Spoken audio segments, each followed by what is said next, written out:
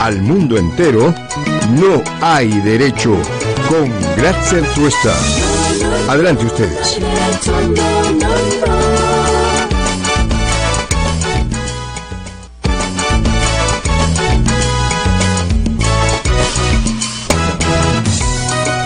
¿Qué tal, amigos y amigas? Muy buenos días a todos y todas ustedes. Muchas gracias, como siempre, por acompañarnos. 7:02 de la mañana. Vamos al inicio del programa de hoy. Hoy es jueves 22 de febrero del año 2018. Y como todas las mañanas, un saludo muy especial a quienes a esta hora están sintonizando ya la radio aquí en el 104.7 de la FM. Gracias también a quienes nos están siguiendo en distintas zonas del país, ya que un grupo importante de radioemisoras que integran la red nacional de IDL Radio están transmitiendo en vivo y en directo el programa. Muchísimas gracias también a las radioemisoras que transmiten en diferido, a los canales de televisión que están tomando la imagen para transmitirla a través de sus frecuencias, a quienes nos siguen por internet a través de idlradio.p y de la página de RBC Online, y también a todas las personas que a esta hora están siguiéndonos ya a través del Facebook, donde transmitimos también en vivo y en directo. En todas estas posibilidades que usted tiene, también puede conectarse o contactarse directamente con nosotros. Puede escribirnos, haciéndonos llegar sus sugerencias, sus comentarios, que la verdad para nosotros no solo son muy halagadores, muy importantes, sino que doblegan o buscan doblegar, o mejor dicho, doblar, nos hacen doblar nuestro esfuerzo para poder hacer un programa que pueda ser útil para ustedes. Así que escríbanos en el Facebook, escríbanos también en el WhatsApp, que como ustedes saben tenemos habilitado durante el programa para que pueda comunicarse con nosotros. El 9975-74815 es el número al que usted nos puede escribir para hacernos llegar su comentario. Hoy es jueves y como todos los jueves, Ernesto de la Jara está ya en nuestros estudios para conducir también el programa. Ernesto, ¿cómo estás? Muy buenos días. Buenos días, Glatzer, listo, como dices tú, para comenzar. Para comenzar la jornada, pero también quiero reiterarle lo que ya hemos contado ayer con algún detalle. Va a suceder a partir del lunes, Ernesto, y es que IDL Radio y No Hay Derecho crece, y crece más de lo que inicialmente habíamos pensado. Vamos a irnos a partir del lunes 26, es decir, de este lunes que viene, desde las 6 hasta las 10 de la mañana. Realmente es muy importante para nosotros, es un tremendo reto hacer varias horas al día, pero lo vamos a hacer con la misma responsabilidad que hemos venido desarrollando este programa, y lo vamos a hacer con mucho cariño además, y con nuestro mejor esfuerzo para estar a la altura de este importante reto que se nos ha presentado. Inicialmente nosotros habíamos pensado avanzar de 7 a 10 de la mañana, pero la radio muy amablemente nos ha dado la posibilidad también de tener esta hora de 6 a 7 de la mañana y comenzar muy temprano. La verdad es que estamos muy contentos, y estamos más contentos porque las reacciones que han tenido ustedes frente a este anuncio han sido sumamente generosas, y esa es la única motivación, o el único motivo, Ernesto, de poder seguir en este intento de avanzar y hacer crecer este espacio, que tiene como único sentido que usted, señor, amigo, amiga que nos escucha, sienta en este modesto espacio una alternativa para profundizar en aquellos temas que a usted seguramente le interesan. Y Ernesto, por supuesto, va a participar en esa nueva etapa de No Hay Derecho también, como lo viene haciendo hace tantos años ya aquí en el programa. No, realmente impresionante. Creo que además un mérito tuyo, Glatzer, esta comunicación que tienes con nuestros oyentes, seguidores, es muy importante. Es prácticamente casi la mañana completa, y yo, bueno, como una persona que ha estado muchos años en el IDL, recuerdo, digamos, los inicios, cómo era tan difícil, una hora a la semana, y ahora, bueno, fluidamente se puede abarcar varias horas. No, pero ahora que dices eso, y quiero ya antes de entrar a comentar algunos temas que nos presenta, digamos, la coyuntura, quiero decirlo nuevamente, porque Ernesto de la Jara, siendo director del IDL hace ya varios años, fue una de las personas, si no la que más impulsó, promovió y apoyó que podamos impulsar este proyecto, que al comienzo, como es natural, generaba todavía algunas dudas, saber entrar, explorar un medio nuevo, digamos, pero en los años han pasado, y digamos, creo que el equipo que trabaja en IDL Radio ha ido como mostrando que es posible hacer una comunicación, digamos, sin dejar de lado tu consecuencia, tus principios, pero a la vez hacerlo también competitivo para que nuestros oyentes puedan tener una alternativa, ¿no? Que es lo que con los años hemos ido tratando de hacer. Claro, son las apuestas así que hay que hacer porque, claro, alguna parte del IDL decía, mejor concentrémonos en el medio escrito, zapatero a tu zapato. Sí. Entonces, pero había siempre la tentación, ¿no?, de abrir la posibilidad de radio. Bueno, y se comenzó muy paulatinamente, como tú sabes perfectamente que en un momento determinado la radio era un medio para la educación en derechos humanos. Así se comenzó, pero poco a poco se fue extendiendo hasta que tú ya iniciaste un programa de radio permanentemente y seguido, que hemos migrado un poco por diferentes estaciones hasta que hemos caído acá, y creo que va muy bien el asunto. Sí, sí, ¿no? estamos muy contentos. Bueno, Ernesto, de todas maneras, gracias como siempre por el apoyo. Bueno, varios temas que hay que comentar, Ernesto. Comencemos con lo que ha pasado ahí en el Congreso, porque el Congreso ayer ha sido el epicentro de una serie de cosas que van a traer cola y ya están, digamos, teniendo algunas repercusiones muy importantes. Voy a plantear dos para comentarlas contigo, Ernesto. Una que tiene que ver con la prensa.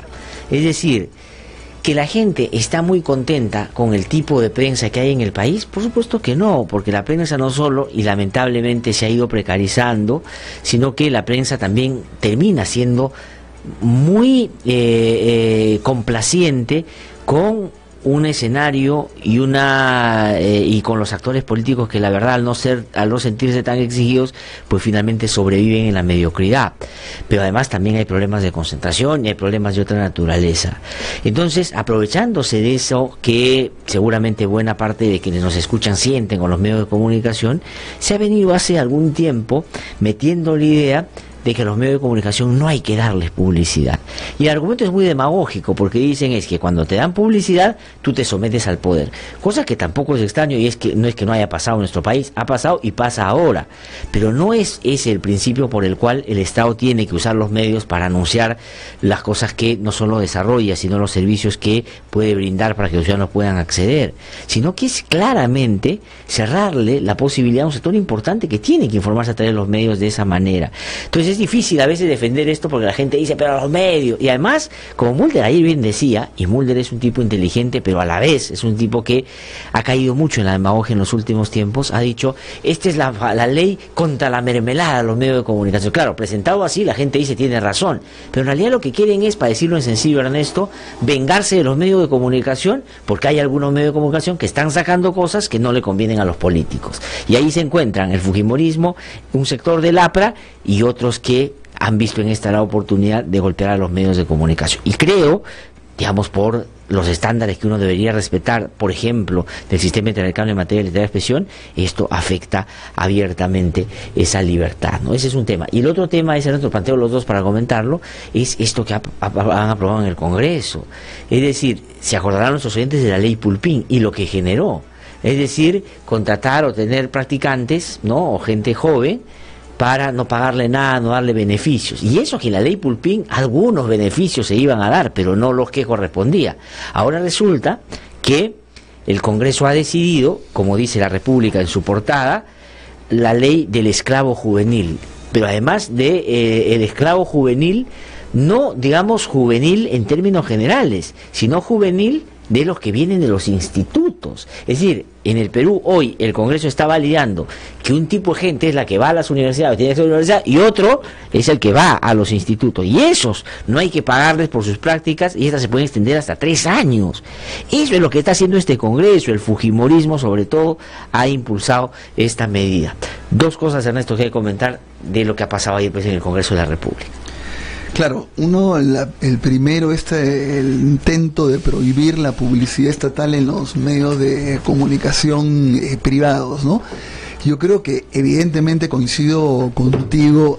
Yo diría que es una especie de venganza, ¿no? Fundamentalmente del fujimorismo, de Keiko, que ellos consideran que han perdido las elecciones, que le han robado las elecciones, entre otras cosas, por cómo asumió la prensa la recta final. Y también, por supuesto, en el caso de Mulder y el APRA, es igual, ¿no? No quisieran que sacaran cosas vinculadas a los casos relacionados con el APRA. Ahora, a la vez yo digo que se debería aprovechar la oportunidad, por supuesto no pasar nada de esto, pero sí transparentar, ¿no es cierto? Decir, bueno, hay tal cantidad de publicidad, la ponemos en tantos medios, en estos medios, y estos son los criterios. ¿No es cierto? Yo creo que esa debería ser la respuesta, el complemento de lo que está ocurriendo. Y poner, digamos, algunos candados efectivamente, claro, para que no sea el favor político que haga que le den algunos medios solo por consideraciones de esa naturaleza. Hay un proyecto que ha hecho Víctor Andrés García Belaúnde en ese sentido, que claramente matiza con lo que Mulder está impulsando. Pero solamente pongo un ejemplo para que sepan por qué es que Mulder está impulsando esta ley. Recordarán ustedes que hace algunas semanas habrá sido, y estuvo César Romero de la República acá comentándolo con nosotros, publicó la República, digamos, una seguidilla de investigaciones que daban cuenta de la probable o posible vinculación de Alan García con hechos que son actos de corrupción en su segundo gobierno. Esta investigación que la ha abierto el fiscal Castellanos, me parece, donde incorporan inclusive a su esposa Pilar Nores, y en fin, a otras 34 personas, y sacó varias cosas. Y Alan García reaccionó de manera furibunda contra la República, contra Romero, lo acusó de todo. Entonces, como son varios los medios que están sacando, entonces han dicho, mete por ahí la cuña y empieza a golpear para que sepan que nosotros tenemos la bandera de vengarnos de ese tipo de cosas. Y si eso lo hace García porque a él directamente le ha afectado la información que se ha publicado, obviamente Keiko Fujimori, recordarán ustedes que inclusive quiso denunciar al Comercio por esa portada en torno a lo que Odebrecht había dicho. Es decir, este es una escena que ya se ha visto en el Perú antes, donde determinados grupos políticos afectados o interpelados por investigaciones muy concretas, sobre todo de corrupción, empiezan a repetir. No tiene que ver con un asunto de administrar mejor los fondos del Estado, porque ayer un debate que se dio, un intercambio entre Juan Cheput y Mulder. Juan Cheput agarró y sacó, dijo, bueno, ahora que dicen que se gasta mucho en el APRA, pasaron creo que de 5 millones o de eso a 300 millones en publicidad. Y Mulder dijo, pero ¿qué? También ahí estaba mal, pues. Y yo lo que digo es que en general no se debe usar. Y Cheput, que ayer, digamos, estuvo, digamos, bien, le dijo, bueno, pero hubiera sido interesante que esa reacción que usted, congresista, tiene ahora, lo hubiera tenido en ese momento cuando su partido, su gobierno, estaban en el poder. Entonces no tiene que ver con eso, sino con esto que tú bien decías, Ernesto, ¿no? Y hay que tener cuidado, hay que tener mucho cuidado. Claro, como dice Mulder, cada vez que uno le dice esas cosas, la esgrima política, que se ha vuelto impresionante, ¿no? Sí. Pero sí, yo considero que acá hay una venganza y un intento justamente de quitarle la fuerza a los medios de comunicación, que, insisto, también, por supuesto, hay que hacerle transparencia. Otro tema que yo creo que, vinculado a que no tiene absolutamente relación con el intento del fujimorismo del APRA, es que pongamos los periodistas, a mí me parece importante también que hagan una especie de declaración de interés. Sí, claro. ¿No? Es decir, con quién trabajo, para quién trabajo, con quién he trabajado, en el sentido que no eso impide que escriban de lo que sea, pueden escribir lo que les da la gana, pero ahí lo importante es que tú sepas que está escribiendo y que a la vez tiene un determinado vínculo. Es decir, yo creo que hay una serie de medidas que se deben adoptar o que se pueden adoptar, que no pasa pues por esta medida absolutamente drástica de prohibición que está encaminada completamente a otros fines, ¿no? Si permíteme, a propósito de lo que acabas de decir, Ernesto, poner un ejemplo concreto. Hay un abogado que aparece en muchos medios de comunicación, tiene columna en Perú 21 y habla, y inclusive dice que el presidente tiene que renunciar, que lo tienen que vacar, que ya estamos camino a eso, que se llama Dieter Columbus. Ya, cuando ustedes lo vean en él un fujimorista. ¿Por qué? Porque el señor primero se descubrió que era asesor de Cecilia Chacón en el Congreso, en la Comisión, creo que de Relaciones Exteriores. Y él dijo no, que él apoya técnicamente al fujimorismo como al fujimorismo se le podría apoyar técnicamente. O sea, el fujimorismo es una manera de ver y hacer política y él trabaja para ese grupo. 1. 2. Ayer se ha soltado la información de que en Fuerza Popular están pensando que él sea su candidato a la Municipalidad Metropolitana de Lima. Y le han preguntado, hasta donde entiendo a él, y él ha dicho que él colabora técnicamente con el fujimorismo, pero que no vería mal si es que la base lo proclaman como, digamos, quien puede ostentar esta candidatura.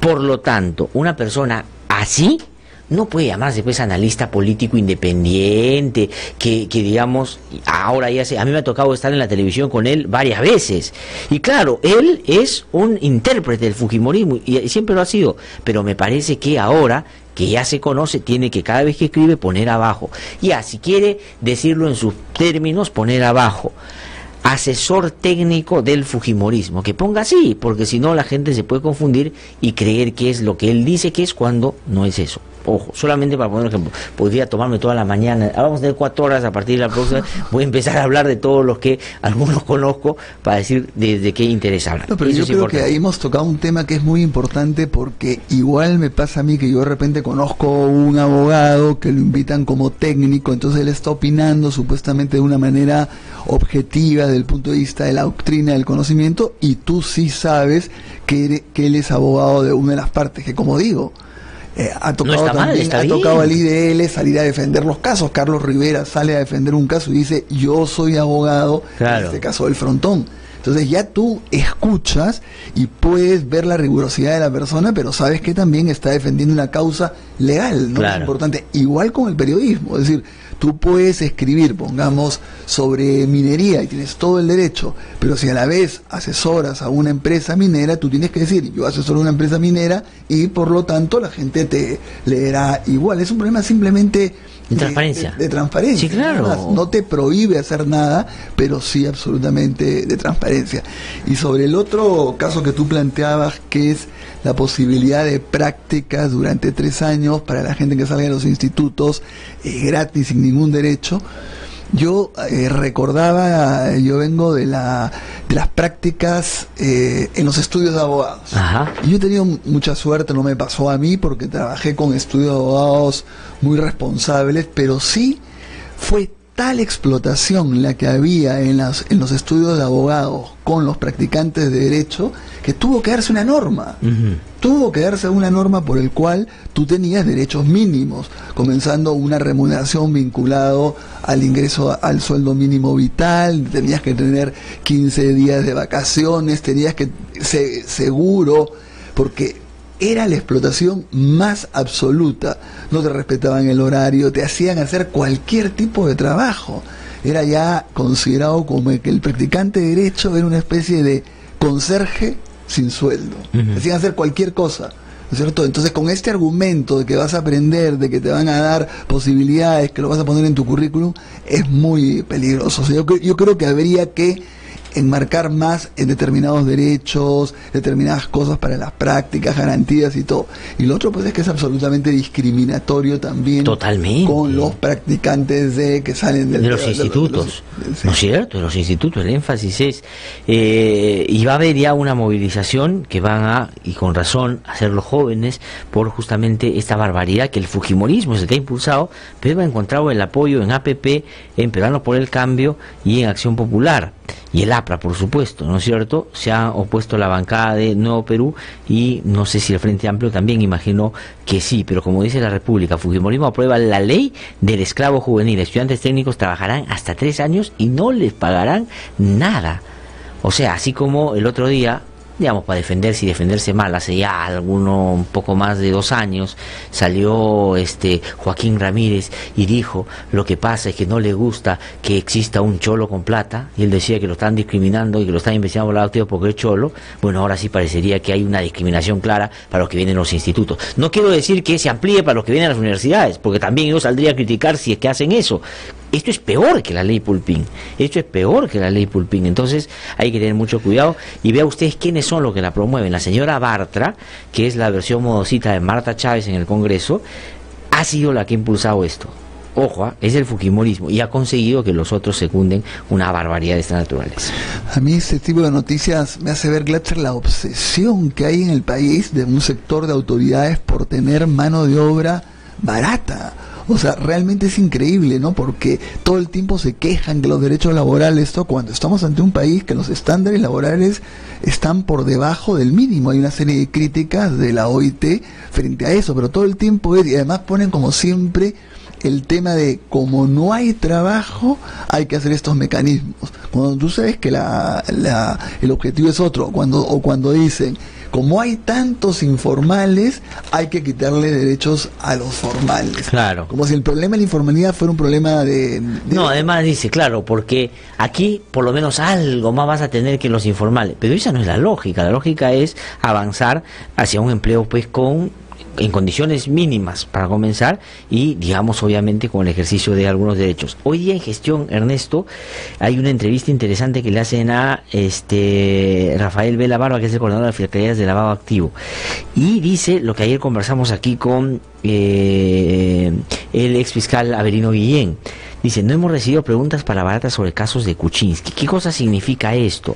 Que esto es una cosa que el Ministerio Público no ha sabido y no ha querido resolver, porque ustedes saben que hay casos que lleva el fiscal Hamilton Castro, que viene de las fiscalías anticorrupción, y hay otros que son de lavado de activos, que ven Juárez Atoche y que ven José Domingo Pérez. Si ya van a hacer un interrogatorio a Barata, lo lógico, sentido común, digamos, nada de adicional, sentido común puro, es que los tres le pregunten a Barata sobre todos los temas. Y Hamilton Castro no ha querido pasar preguntas, no ha querido interrogar, y esto, Ernesto es un especialista en estos temas, y es con Hamilton Castro el que él está camino a la colaboración eficaz, no con los otros dos fiscales. Entonces Hamilton Castro, ¿qué va a hacer? Está mirando de brazos cruzados a ver qué le dice Barata a los otros dos fiscales para ver si toma o no toma esa declaración, cómo hace, la valía o no la valía. Si es, me parece, no solo una negativa por los pleitos que hay entre el Ministerio Público entre estos personajes, sino, ojalá no sea, pues un ánimo del fiscal Hamilton Castro de manejar en otros tiempos de otra manera un caso para evitar que se avance con intensidad en algunos casos o con algunos personajes, que sería realmente grave, ¿no? Claro, es cierto que en todo esto está medio complicado, ¿no? Porque por un lado nos estamos moviendo como país en un ámbito de la cooperación internacional entre Brasil y Perú, donde además prima la ley brasileña. Y por otro lado nos estamos moviendo en una colaboración eficaz con Barata, donde prima la ley peruana. Pero aún así, yo creo que Hamilton Castro se debería dar cuenta que lo que debe priorizar él es saber todo lo que pueda decir Barata, claro, lo máximo sobre todos. ¿Te das cuenta? Porque la capacidad de investigación y de sacar más cosas de Barata es muy difícil. Sobre todo porque Barata está en Brasil ya absolutamente protegido. Entonces tienes que ser realista en ese aspecto, ¿no? Entonces yo creo que la estrategia debe ser ir todo a que Barata pueda hablar todo lo que pueda y todo lo que decide hablar a partir de las preguntas que se hagan. Entonces que habrá que tomarle cuentas por qué es que no ha puesto preguntas para ese interrogatorio, ¿no? Sí, y digamos, ojalá, no, digo, ya es complicado como tú dices, pero más grave sería que no sea solo un producto de una falta de coordinación, sino la voluntad expresa de un fiscal como Hamilton Castro de no solo hacer las cosas de una manera distinta, sino manejar las cosas al ritmo y la manera que él quiere, y no necesariamente ponerle la misma intensidad a todos los casos. Cuidado con eso, porque eso puede ayudar a mejorar la situación de algunos. Justo ahora adelantamos que vamos a conversar con un abogado, un penalista de muy buen nivel de Curitiba, que sabe mucho estos temas, que se llama Cayo Antonietto. Lo vamos a llamar por teléfono, que está en Curitiba, a conversar. Y reitero una cosa que tú ya dijiste ayer, Glatzer, pero sí un esfuerzo importante que está colgado en IDL Reporteros, donde se ha trabajado con un abogado, Rodrigo Sánchez, lo ha trabajado conmigo, toda una comparación entre el régimen de delación premiada y colaboración eficaz, que tiene puntos en común, pero también tiene diferencias bien importantes, donde se puede agarrar, y justamente que se vienen las declaraciones de Barata, a ver, por ejemplo, cuál es el procedimiento en Brasil, cuál es el procedimiento en el Perú, cuáles los beneficios que puede dar en el Perú, cuáles son los beneficios que puede dar en Brasil. Está colgado en IDL Reporteros y lo hemos hecho preguntas y respuestas además, para que cada uno agarre la que quiere. Sí, sí. No, yo lo comentaba, la verdad, porque yo lo he leído y es súper útil, y debería ser más útil todavía para aquellos que salen a opinar en los medios y hablan cosas que no solo no son exactas, sino claramente pueden o pueden terminar confundiendo a las personas.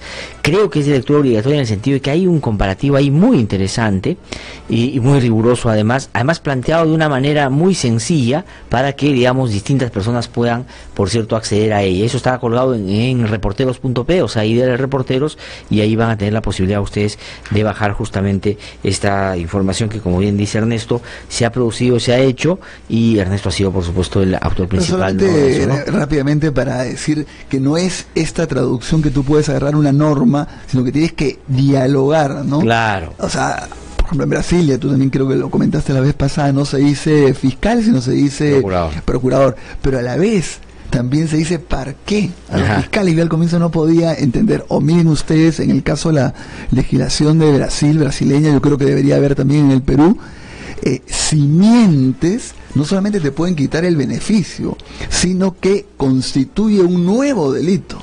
En cambio, en el Perú, por ejemplo, no hay nada en la norma que diga qué pasa si mientes. Y eso debería haber. En Brasil es un nuevo delito. Imagínense ustedes, lo cual es lógico, pues, si te están dando una serie de beneficios y después se descubre que has mentido, tiene que tener consecuencias gravísimas. Sí. Otra cosa que quiero comentar, Ernesto, es a raíz de las caricaturas que hace hoy día Eduardicidios, que está hoy día en el diario La República, que ha sido un jale tremendo. La República, la verdad, después de que el comercio, digamos, lo licenció tempranamente, porque estuvo un corto tiempo ahí trabajando con ellos. Y está Alberto Fujimori, pero digamos, vestido de ¿cómo se llama?, de Luis XIV, ¿no es cierto? Y dice: el procurador defiende al Estado, el procurador me defiende en el caso Pativilca, ergo, el Estado soy yo.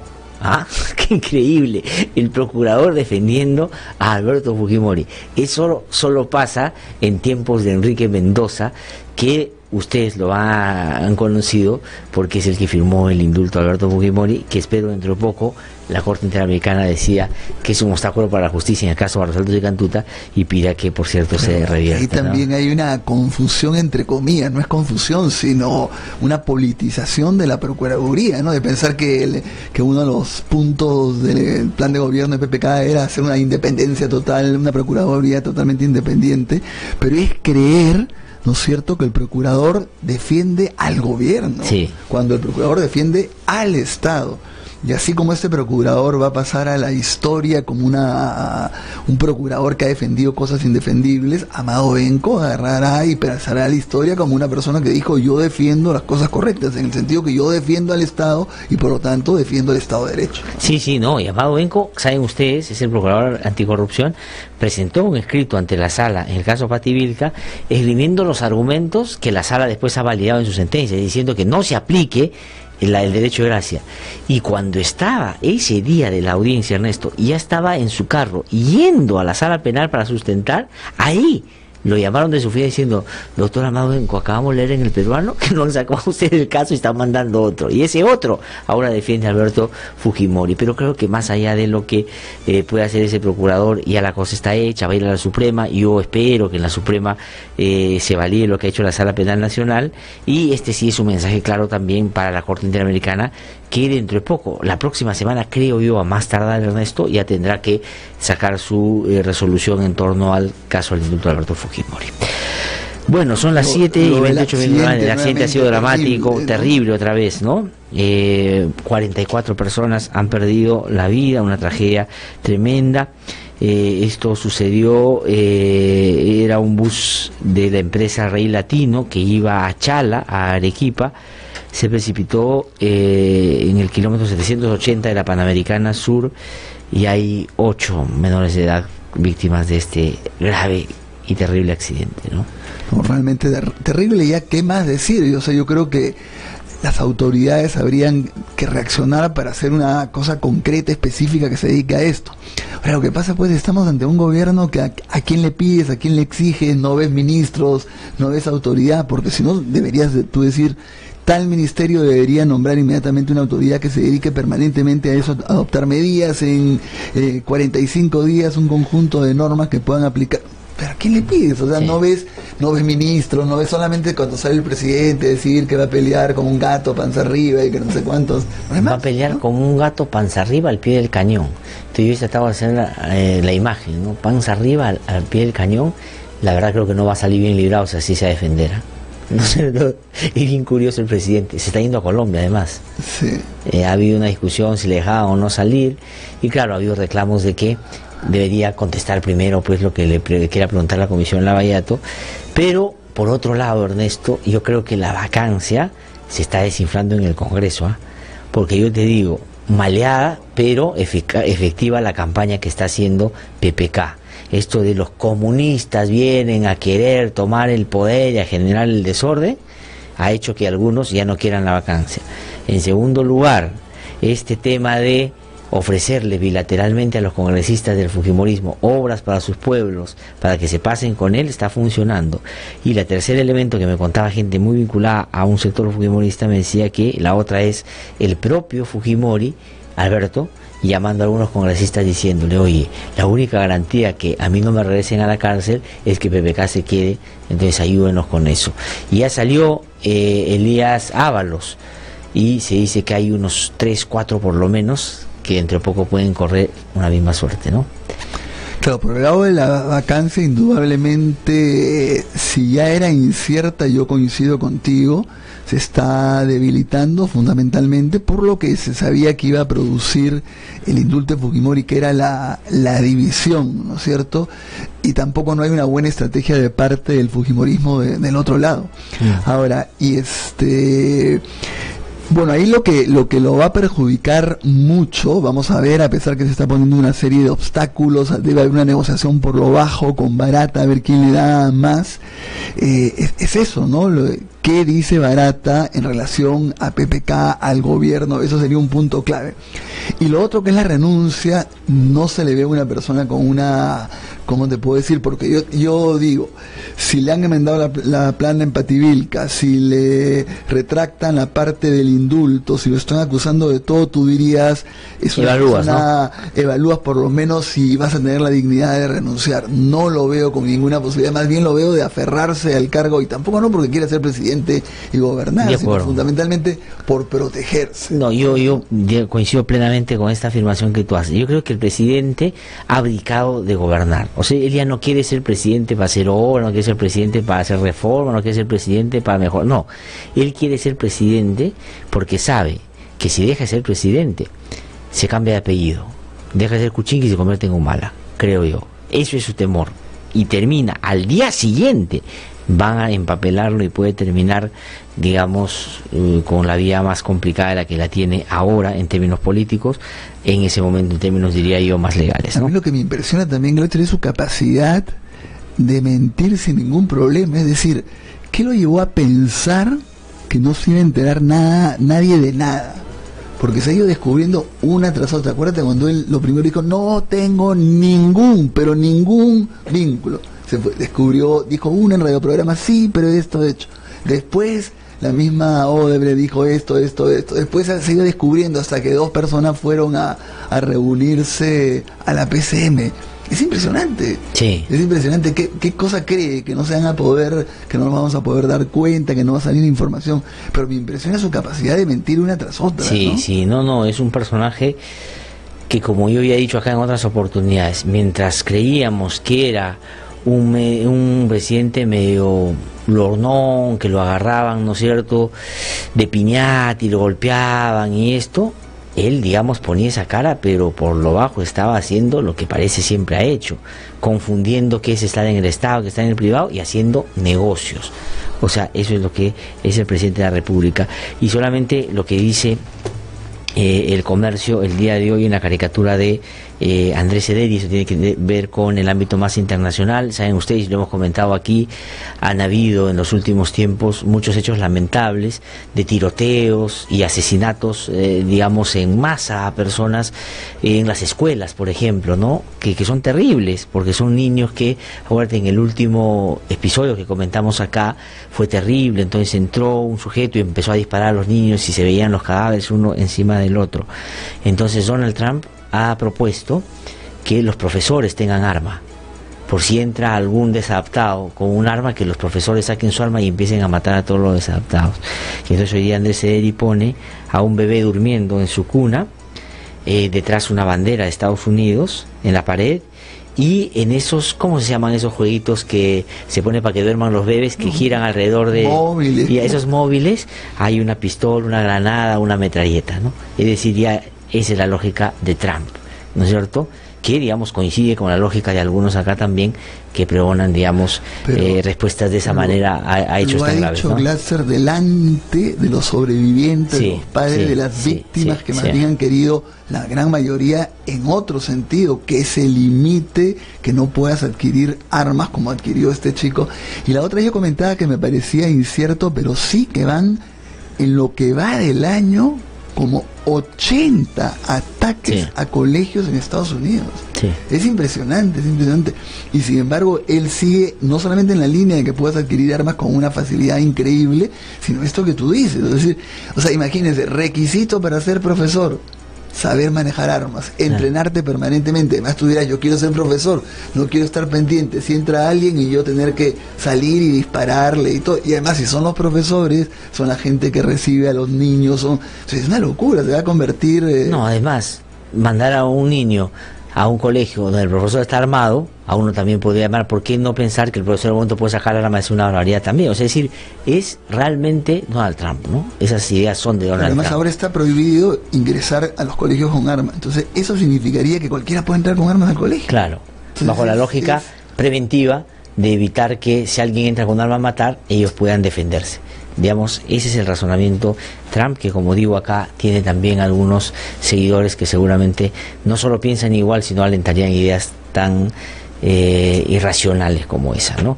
Son las 7:36 de la mañana. ¿Qué hacemos, Carlito? Vamos a una pausa, regresamos en un instante. Estamos aquí en No Hay Derecho.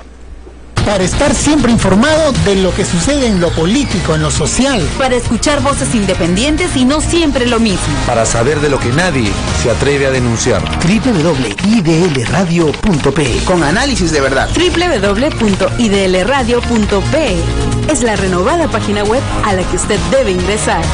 Información, análisis y debate. www.idlradio.pe es una producción del Instituto de Defensa Legal.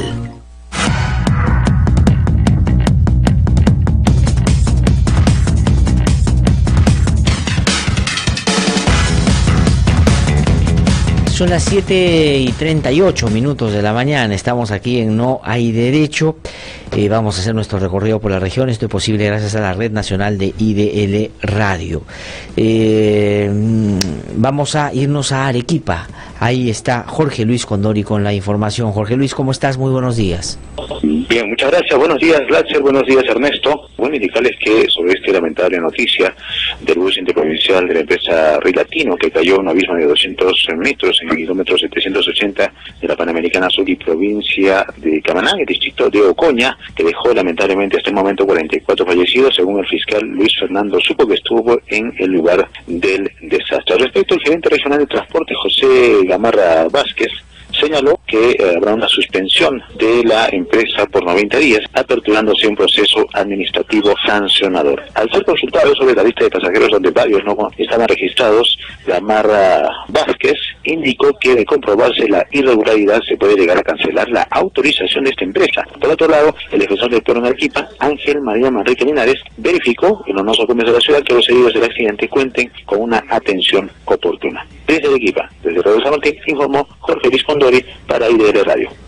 Muchísimas gracias, Jorge Luis, por esa información desde la región Arequipa. Vamos ahora a Sullana, en Piura. Marco Rumichi, colega y gran amigo, está ya en comunicación con nosotros. Marco, ¿cómo estás? Buenos días. Muy buenos días, amigos y amigas. Un posible perjuicio económico de 653.000 soles fue alertado por la auditoría realizada por la empresa Suárez Auditores y Asociados a los gastos efectuados en la Municipalidad Provincial de Piura durante la emergencia por el niño costero del año pasado. Según el informe de auditoría, se trata de pedidos de pago por servicios de maquinaria que nunca se ejecutaron, porque las unidades que se reportaron como supuestas para estos trabajos están fuera de servicios o tienen placas adulteradas. El informe de auditoría también da cuenta de la presunta falsificación de firmas de profesionales en documentos que se utilizaron para dar la conformidad a los servicios que supuestamente se efectuaron entre junio y julio del año 2017. Finalmente, la auditoría externa también alerta del intento de justificación de gasto de combustible con maquinaria, que también está fuera de servicio. Desde Piura, Marco Rumiche, Polisaca. Muchísimas gracias, Marco, por esa información desde Sullana, en Piura. Quiero contarles, antes de ir a nuestro siguiente despacho, que ayer les hicimos esta pregunta: ¿crees que el ministro de Justicia debería renunciar tras el fallo del Poder Judicial que incluye a Alberto Fujimori en el caso Pati Vilca? Sí, 89%, no 11%, pero digamos, me van a disculpar quienes han votado por que sí debería renunciar, que eso no va a pasar nunca, porque si el presidente de la República no se va a ir de ninguna manera por voluntad propia, el ministro de Justicia, olvídense. Vamos a Moyobamba, en la región San Martín. Carlos Lozano con la información. Carlos, ¿cómo estás? Muy buenos días. Buenos días. Sicarios a sueldo intentaron asesinar al fiscal adjunto titular provincial especializado en delito de tráfico ilícito de drogas, doctor Zenón Javier Vázquez Atoche.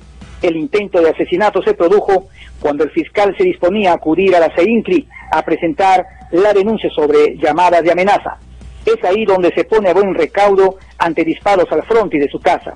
Los disparos habían impactado contra su vehículo y su vivienda. Los hechos ocurrieron el lunes último al promediar las 7:30 de la noche en la urbanización Los Algarrobos, ubicado en las afueras de la ciudad. Momentos antes del atentado, los sicarios le hicieron 3 llamadas telefónicas solicitándole apoyo, sin especificar si era dinero o ayuda en algún caso de tráfico de drogas. Según hipótesis, no se descarta que al fiscal intentaron amedrentarlo por algún caso de investigación de drogas. Para IDL Radio desde Moyobamba, informó Carlos Lozano. Muchísimas gracias, Carlos, por esa información que viene desde el nororiente de nuestro país, Moyobamba, en la región San Martín. Hemos terminado así nuestro recorrido por las regiones esta mañana, gracias a IDL, a la red nacional de IDL Radio. Ahora vamos a ir a una pausa, regresamos en un instante para iniciar ya con las entrevistas que tenemos previstas para esta mañana. Ya volvemos. Soy Galo Vázquez Silva, vivo en la comunidad nativa de Cuninico, a 10 horas de la ciudad de Iquitos. Desde hace varios años lucho por los derechos de mi comunidad para que no beban agua contaminada con petróleo, pero a pesar de todo, el Estado no nos hace caso. Somos seres humanos, somos personas que queremos tener una vida digna como cualquier ser humano. Hasta diciembre de 2017 se registraron 169 conflictos en todo el Perú. De este total, el 84% son conflictos socioambientales. Únete a la campaña Yo Defiendo y defiende a quienes, como Galo, defienden su derecho a la vida y a su tierra. RBC 104.7, la otra forma de vivir.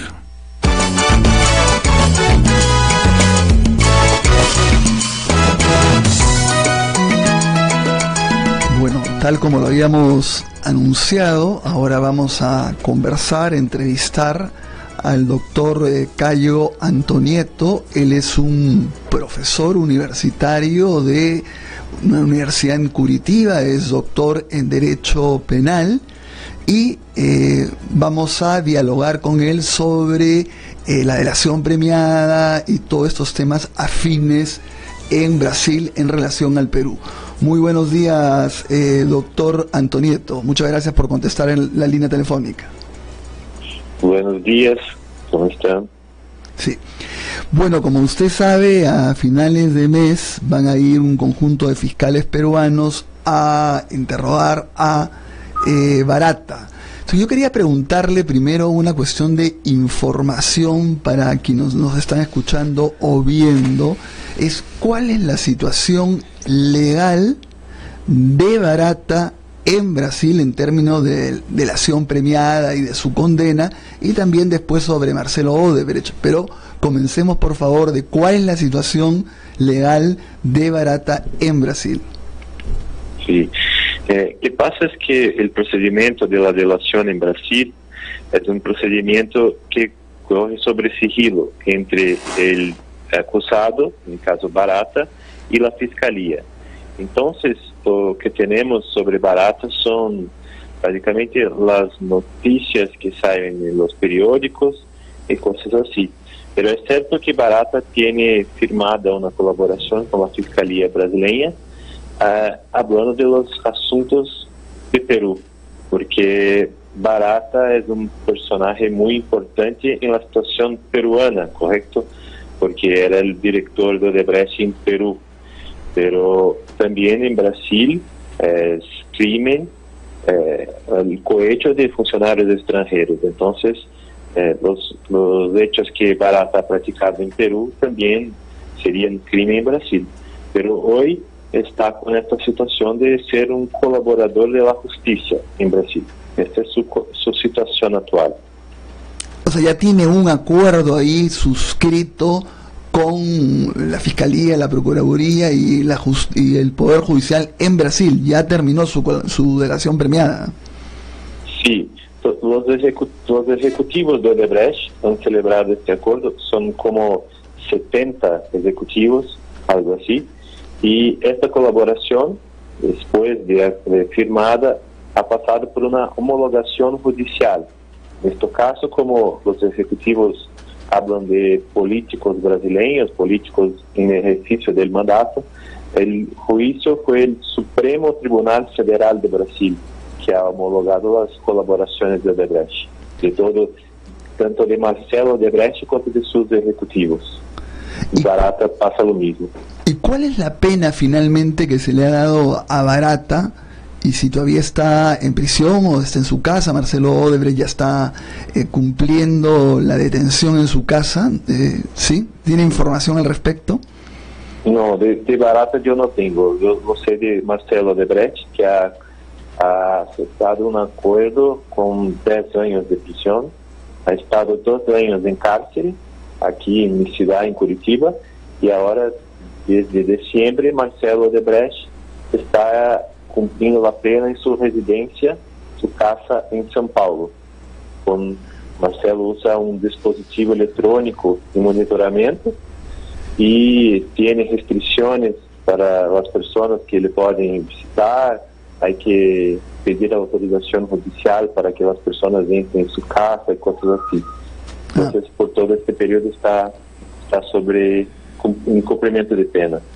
Ahora, de acuerdo a la legislación brasileña sobre delación premiada, ¿qué pasa si es que las declaraciones que da en relación al Perú contradicen las relaciones que ha dado en Brasil, o se descubre o pudiera creerse que no ha colaborado o ha mentido incluso frente a lo que sabe en el Perú? ¿Tiene consecuencias en la delación premiada en Brasil?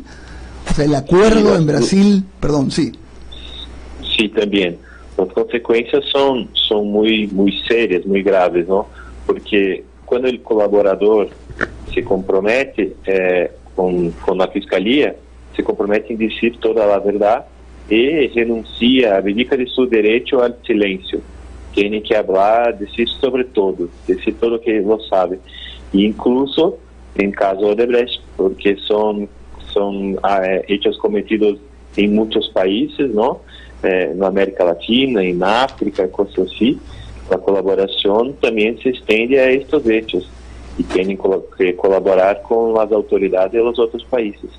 Entonces, se hablan mentiras, faltan con la verdad, cosas así, pueden perder su colaboración y todos sus beneficios. En caso de Marcelo Odebrecht ya tiene varias condenas, muchos años de condenación en cárcel, en régimen cerrado, como se dice aquí en Brasil. Entonces, se falta con la verdad sobre los fatos que dicen respecto a Perú, puede perder su acuerdo en Brasil y todos sus beneficios y todo. Entonces, puede ser que si Marcelo Odebrecht no confirma estos fatos o ha faltado con la verdad perante los fiscales, cosas así, puede ser un procedimiento y Marcelo puede perder su acuerdo. Entonces, en realidad tiene que mantener todo lo que ha dicho y además en juicio tiene que añadir otras cosas, todos los detalles y cosas así, todo lo que dispone. Ahora, antes de darle la palabra a mi colega, Pero a ver, ya han habido varias declaraciones de Marcelo Odebrecht sobre el Perú y diciendo, bueno, yo puedo afirmar que esto ocurrió, pero quien puede dar detalles de cómo ocurrió es Barata. Pero yo puedo asegurar que ocurrió. Detalles, Barata. ¿Qué pasa si hay una contradicción entre lo que declara Barata y lo que ha declarado Marcelo Odebrecht? Es decir, donde uno de los dos puede estar diciendo la verdad y otro de los dos no. Es decir, hay una contradicción flagrante. ¿Qué pasaría? Sí. En verdad es que los testigos de la colaboración en Brasil no son considerados pruebas, son el camino para la prueba. Entonces hay que ser corroborado con documentos, cosas así. Y Odebrecht tiene el volumen financiero es muy grande, es gigantesco, este departamento de operaciones estructuradas, entonces tienen los sistemas de ordenador y cosas así que corroboran sus declaraciones. Pero en el caso de Marcelo y Barata, si uno habla de cosas distintas del otro, hay que apurar cuál está faltando con la verdad, cosas así, y es una cuestión probatoria del proceso, ¿no? Pero el que mentir va a perder su acuerdo, sus beneficios. Eso es lo que pasa.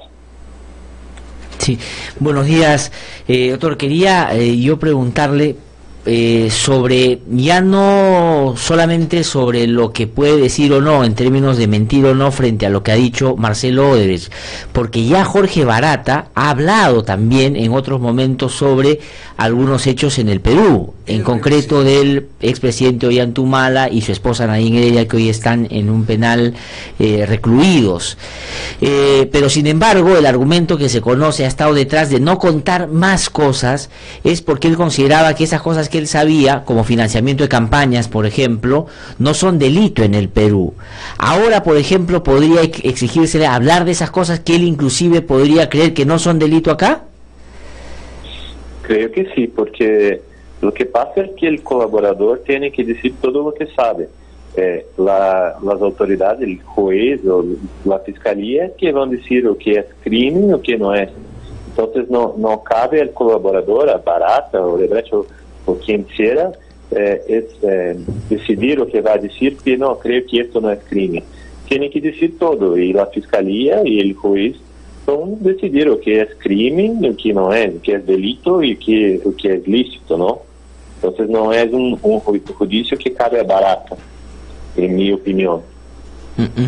Y el otro tema vinculado a eso es hasta dónde los abogados de los personajes sobre los cuales Barata va a hablar podrían impedir que Barata hable. Es decir, hay determinados límites que él tiene para hablar. Es decir, un abogado, por ejemplo, el abogado de la ex candidata presidencial Keiko Fujimori o del expresidente Humala, que van a participar en este interrogatorio, podrían, cuando Barata dice algo, interrumpir y decir eso no puede detallar. ¿Cuál es el límite de la intervención de los abogados en ese tema?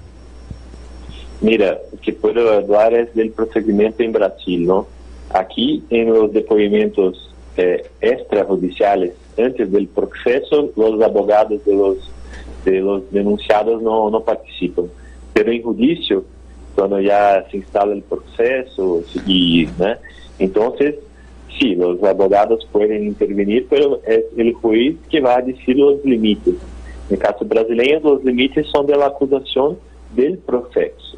Entonces, si uno está acusado de receber caja 2, este es el límite, no se puede hablar de otras personas, pero cabe al juez decir cuál es el límite del depoimento, del testigo o no. Los abogados que pueden hacer en Brasil es hacer sus propias preguntas, ¿no? Cuestionar todo lo que interesa a su defensa, pero no pueden poner el límite. El límite quien puede poner es el juez del caso. En caso de este testigo de Barata, yo no sé si si es judicial o extrajudicial, no sé exactamente el caso concreto, pero es así que funciona, que en Brasil, cuando ya se tiene un proceso y las personas están siendo formalmente acusadas de cosas así, los abogados pueden preguntar libremente y el juez va a hacer los límites del objeto de las preguntas. Sí. A ver, por favor, hablemos del Departamento de Operaciones Estructuradas.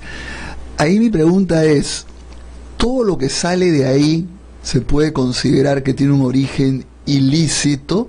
Y digamos, todo lo que no saldría de ahí, ¿podemos intuir que es lícito? ¿Esa es la diferencia que se suele hacer? Esta es una cuestión también un poco compleja, ¿no? Porque este departamento ha sido creado directamente por Marcelo Odebrecht. Esto es que se tiene noticia por su colaboración. Directamente por Marcelo Odebrecht junto a Gilberto Silva, que era el coordinador del departamento. Y han movimentado millones de dólares, ¿no?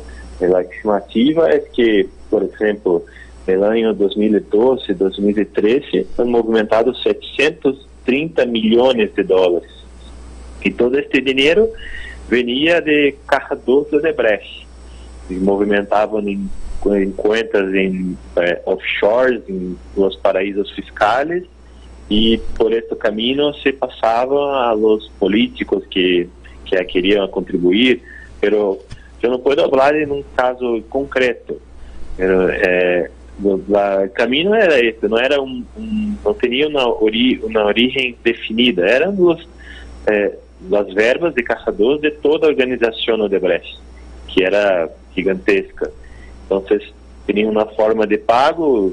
Lo que han dicho es que no movimentaban dinero en Brasil, que todo el dinero quedaba en el exterior, en las cuentas en paraísos fiscales.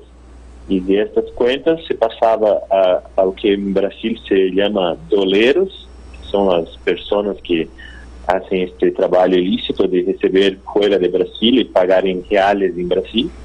Y para los políticos extranjeros, lo que dije en su colaboración es que hacían los pagos directamente por transferencias bancarias en el exterior. Pero es difícil hablar del caso concreto, si la origen era ilícita o lícita. Lo que parece es que es lícita, que es del trabajo de las obras de Odebrecht. Pero como el volumen es muy grande, es algo que solo en el proceso se puede decidir. Es difícil decir si era ilícito o si no era lícito. Es algo muy complejo porque son muy millones de dólares. Uh-huh.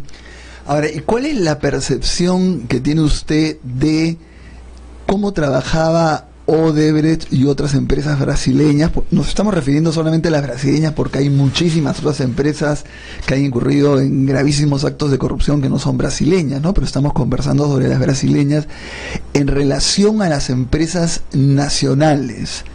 Había ¿sabe usted su modalidad de trabajar en una complicidad o no? ¿Tiene información de cuál era la modalidad? Sí. La principal tesis de la operación Lava Jato en Brasil es que estas empresas constituyeron un cartel, ¿no? Que trabajaban en conjunto, en especial, principalmente en las obras de Petrobras. Entonces, empresas como Odebrecht, Camargo Correia, Andrade Gutierrez, OAS, las grandes constructoras de Brasil han formado un cartel y concorriam todas as obras de Petrobras e se quedava sempre entre as mesmas empresas. Por isso, poniam os adjetivos, este valor que seria del cohete, del suborno de los funcionários de Petrobras e dos políticos. Esta é a principal tesis de la operação Lava Jato e é o que quedou confirmado en algunas de las principales colaboraciones, como es este caso de Odebrecht, que de entre las constructoras es la más grande, ¿no? Y ha confirmado que sí, que en muchos casos ha trabajado en conjunto con las otras constructoras brasileñas. Uh-huh. Bueno, el otro tema que se discute mucho acá es como por un lado sancionar a las empresas que han incurrido en actos de corrupción, es decir, no hacer como si no hubiese pasado nada, pero a la vez estas empresas tienen un montón de obras que están inconclusas, muy importantes para el país, tienen miles de trabajadores, tienen proveedores, en fin, lograr un equilibrio. En Brasil, digamos, se ha logrado este equilibrio. ¿Cómo han abordado el tema de ya Odebrecht puede trabajar? ¿Cómo ha sido el tema de las empresas? Sí, lo que pasa es que todas las empresas continúan a trabajar. Sí que han acordado multas muy grandes, están a pagar muchos millones de reales para la Petrobras, para el gobierno brasileño, por cuenta de los hechos que han practicado, pero las empresas continúan a trabajar.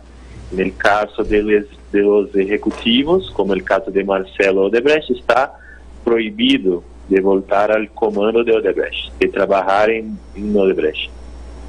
Pero es un punto muy delicado este equilibrio, ¿no? Porque las empresas han sufrido muchísimo, en especial sus trabajadores, muchos han perdido sus puestos de trabajo, que se puede ver en Brasil, en especial en los estados del Nordeste, donde había muchas refinerías de petróleo en andamento, las construcciones, es que hoy hay ciudades fantasma. Las ciudades fueron construidas para las obras, para las refinerías, y las obras han parado, las constructoras han demitido, han desligado sus trabajadores, y la economía ha sufrido muchísimo con esto, ¿no? No solo los ejecutivos que están en cárcel y que están a pagar también valores muy altos, pero las empresas han sufrido, y lo que pasa, el principal, como usted ha dicho, son los trabajadores que han sufrido, ¿no? Que han perdido sus puestos de trabajo. Este es un problema muy presente hoy en Brasil, mismo porque Brasil está a vivir una gran crisis económica. Doctor, ¿y cómo ve la población la lucha contra la corrupción? ¿Sigue apoyándolo? O sea, la población está con los jueces, con los fiscales en esta lucha, con el doctor Moro, porque hay todo un debate también si es una cuestión ideológica, no ideológica. ¿Cómo percibe usted la opinión pública en relación a esta lucha que se está dando a nivel de la justicia? Sí, lo que pasa es que hoy Brasil es un país dividido, ¿no? Hay muchas personas que sí que apoyan este combate a la corrupción, se puede ver en la calle todo esto, pero también hay muchas personas que piensan que ya que ha pasado de los límites.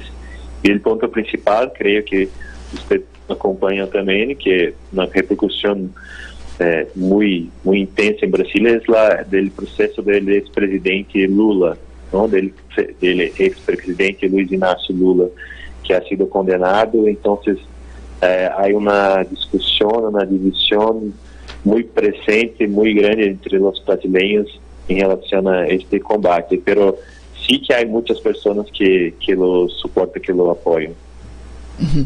Bueno, última pregunta. Siempre sorprende acá también cómo durante muchos años se pensó que estas empresas y otras OAS eran empresas pues pulcras, y además como es normal, todo el mundo quería tener estos contratos, la mayor cantidad de contratos, y de pronto ocurrió todo este destape. En Brasil también era esta percepción de que eran empresas impecables. ¿Desde cuándo se comienza a sospechar de estas empresas, no? Porque ha sido una sorpresa a nivel de muchos países, ¿no? Llama la atención, ¿no? Que han podido esconder tanto tiempo esta red, este cártel, como usted ha dicho, ¿no? Sí, en Brasil pasa lo mismo, porque son de las principales empresas de Brasil, empresas que actúan por muchos países. Sus ejecutivos son personas muy influentes en la política, en los medios sociales. Entonces sí pasa lo mismo. Se puede decir que la gran parte de las personas ha se quedado muy sorpresa con lo que pasaba su método de trabajo, ¿no? Trabajando con sobornos, con cohecho, y es algo que ha generado una revuelta social muy intensa en Brasil. Bueno, doctor, le agradecemos muchísimo haber estado con nosotros telefónicamente y haber otra oportunidad de seguir conversando sobre el tema, de repente tal vez después de las declaraciones de Barata. Muchísimas gracias. Vale, gracias a usted. Bueno, ha sido el doctor Caio Antonieto, que es abogado penalista en Brasil, que vive en Curitiba, que como ustedes han podido escuchar, conoce y está muy bien informado sobre no solo los procedimientos, obviamente, allá en materia de administración de justicia, sino también del caso concreto. Y ha dado pistas y líneas y claves, Ernesto, de cómo hay que entender en perspectiva lo que Barata puede decir o no puede decir, los límites y sobre todo lo que puede terminar siendo comprometerse a situaciones que pueden revertir la situación favorable a caminado por ser colaborador eficaz, ¿no? Es decir, no puede dejar de decir lo que sabe Barata. Claro, además, Odebrecht de alguna manera le ha puesto el camino. Claro. Un poco para negociar, para que la gente sepa, Marcelo Odebrecht está diciendo que sabe de todos. Vamos a ver qué pasa. Cada uno está jugando su partido. Yo creo que Odebrecht, tanto a nivel de Marcelo, la empresa como tal, como a nivel de Barata, lo que quiere también es salvarse ellos, pero salvar también la actividad económica sí, claro, de la empresa, ¿no es cierto? Y lo otro que quiero decir es que también lo complicado acá es que se están negociando con dos legislaciones, Brasil-Perú, y además con un acuerdo internacional que es novedoso, es decir, que se está haciendo camino al andar, por decirlo de una manera. Hay países, por ejemplo, tipo Argentina, que no han querido firmar este tipo de acuerdos. De acuerdos, ¿no? sí. Entonces, pero a la vez es un acuerdo, yo sí creo que es adecuado por el lado que era muy difícil que pudiéramos desde el Perú acceder a esta información, ¿no? Pero es interesante. No, muy bien, porque creo que la lectura que siempre hacemos de lo que puede pasar con Barata se centra en lo que imaginamos, intuimos o algo conocemos de los procedimientos en Brasil, pero alguien que está familiarizado con lo que pasa y con el caso, creo que ayuda de manera importante. Pero es interesante también esto que dijo de alguna gente cree que ya es demasiado, ¿no? Sí. Como yo digo, me hace acordar siempre lo de derechos humanos que decía, la búsqueda de tanta justicia lleva a la injusticia. Pero yo creo que no, hay que ir a fondo en la lucha anticorrupción y aprovechar para limpiar el país. Claro que tomando en cuenta, como ocurre en todas partes, que no todas las empresas han sido corruptas, que en cada empresa no todo el mundo ha sido corrupto, pero sí lo que haya que sancionar, ¿no? Claro, aquí más bien la afirmación sería en el sentido contrario. Tan poquita justicia todavía conseguimos en estas cosas que tenemos un trecho largo que recorrer y vamos a ver si el sistema de justicia se atreve a colaborar o hacer su tarea. Vamos a una pausa, regresamos en un instante, estamos aquí en No Hay Derecho. Para estar siempre informado de lo que sucede en lo político, en lo social. Para escuchar voces independientes y no siempre lo mismo. Para saber de lo que nadie se atreve a denunciar. www.idlradio.pe. Con análisis de verdad. www.idlradio.pe. Es la renovada página web a la que usted debe ingresar. Información, análisis y debate. www.idlradio.pe. Es una producción del Instituto de Defensa Legal. En los últimos 10 años han matado a 137 defensores de derechos humanos y otros 835 están siendo procesados. En el Perú no existe una ley que garantice su labor. Es responsabilidad del Estado proteger y defender a quienes nos defienden. Únete a la campaña y apoya a los defensores de derechos humanos. Búscanos en Facebook como Yo Defiendo y síguenos para enterarte de sus historias. RBC 104.7, la otra forma de vivir.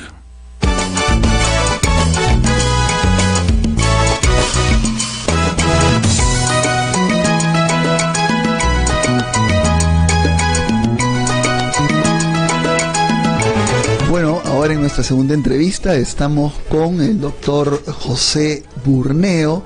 Él es profesor principal de la Universidad Católica en materia de Derecho Internacional de los Derechos Humanos, de Derecho Público también se le conoce, diferentes especialidades, también es doctor en una serie de universidades y es experto, especialista en estos temas que se viene discutiendo ahora sobre la Corte Interamericana o delitos de lesa humanidad. Acaba de publicar un libro muy bueno que se los recomiendo sobre todos estos temas. Muy buenos días, José, muchas gracias por estar acá. Buenos días, Ernesto. Sí. A ver, comencemos con el tema de la Corte Interamericana, lo que ha dicho sobre el caso de el Frontón, el caso del Frontón, pero en relación a los magistrados del Tribunal Constitucional, que ha mandado que se suspenda la sanción de los magistrados del Tribunal Constitucional, y lo que han contestado ahí, evidentemente han presentado un recurso de aclaración, pero han dicho que es una medida provisional, que cómo puede ser posible que todavía faltaba una instancia más. ¿Cuál es tu apreciación sobre lo que ha resuelto la Corte en relación al caso Ugán Ugarte, pero que afecta la posible sanción de los magistrados del Tribunal Constitucional?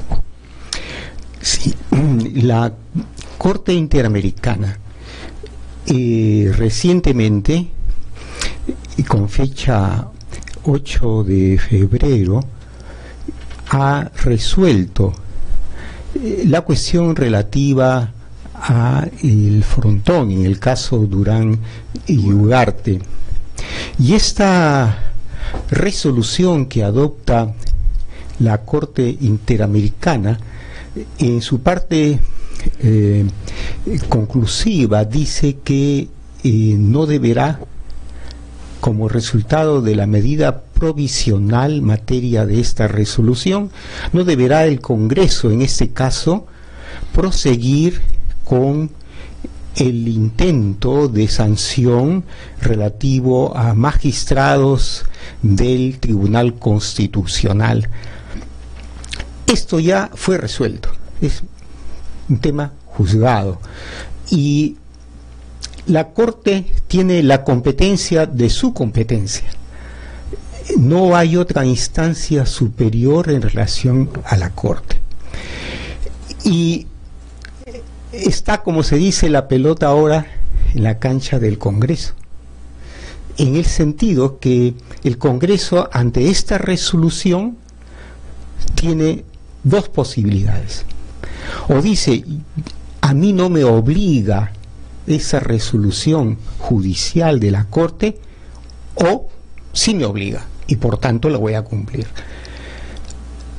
Al parecer, la decisión del Congreso peruano es de insubordinarse, es una suerte de hacer un golpe de Estado en el derecho, lo que quiere hacer la mayoría en el Congreso, y es gravísimo.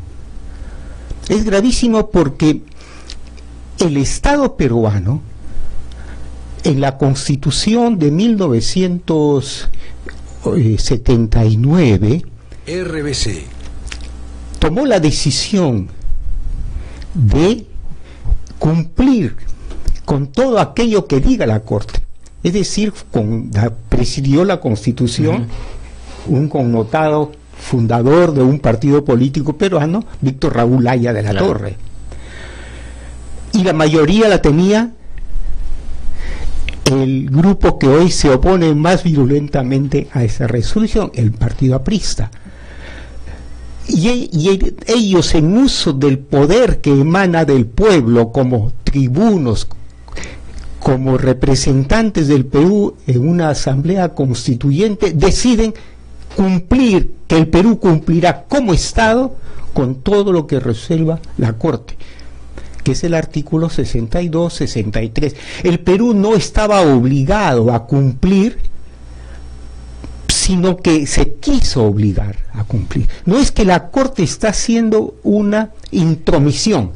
Uno en la calle puede decir, aquí esta Corte, ¿quién es esta Corte? ¿Qué vela tiene en este entierro, en estos asuntos del Perú? ¿Por qué se mete?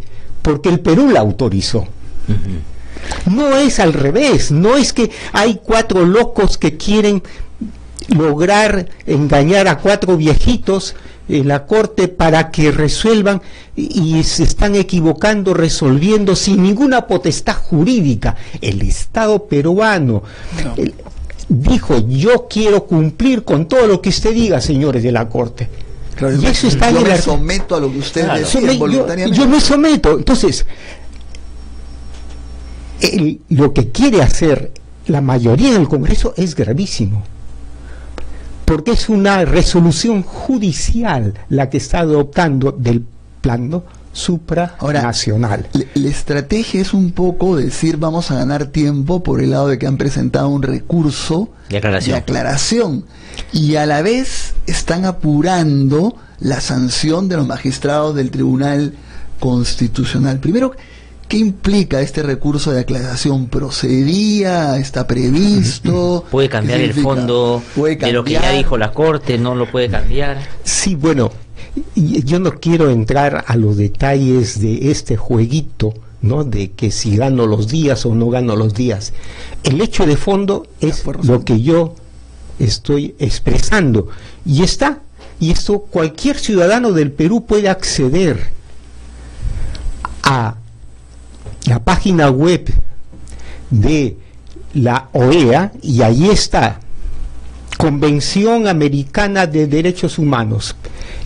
Perú se obligó en 1981, cuando ya estaba el nuevo presidente en ese momento, después de los años de dictadura militar, con Belaúnde lo hace, que ejecuta lo que había decidido la mayoría, o casi todos por unanimidad, no recuerdo cómo fue la votación, de obligarse al respecto. Entonces, ese es el asunto. O se cumple o no se cumple, y si no se cumple, son gravísimas las consecuencias. Son gravísimas las consecuencias en términos jurídicos. Incluso aquí se incurriría en un prevaricato, no del TC, sino un prevaricato de aquel funcionario, porque el parlamentario es un funcionario, es un empleado nuestro, nosotros le pagamos su sueldo con nuestros impuestos. Entonces, este funcionario que no acata una disposición hecha por la Corte, ¿incurre o no incurre en responsabilidad no solo política? Eso en su momento tendría que analizarse, ¿entiendes? Entonces, esto es lo que está en juego, pero lo que está subrepticiamente en juego es que si asesinar a 20, 30, 80 personas, eso no es lesa humanidad. Oiga usted, la Corte Suprema de Chile, en la ampliación de extradición del caso Pativilca, ha resuelto recientemente también, no tan corto el tiempo como lo que estamos viendo ahora, en febrero, pero del año pasado, ampliación de extradición de Pativilca, y dice: Pativilca, 6 asesinados por el grupo Colina, es lesa humanidad. ¿Qué más dice la Corte Suprema de Chile? Y autoriza la extradición por homicidio, para lo cual aplica el Código Penal de Perú vigente en la época, pero que ese homicidio es, además, declara que es lesa humanidad. Y está en las sentencias de la Corte. Ustedes, cualquier ciudadano peruano puede acceder, porque no son sentencias secretas. Entonces, si 6 muertos por decisión del Estado es un crimen de lesa humanidad, matar 20, 30, 80 personas, ¿no es lesa humanidad? Ahora bien, estamos hablando de hechos del 86.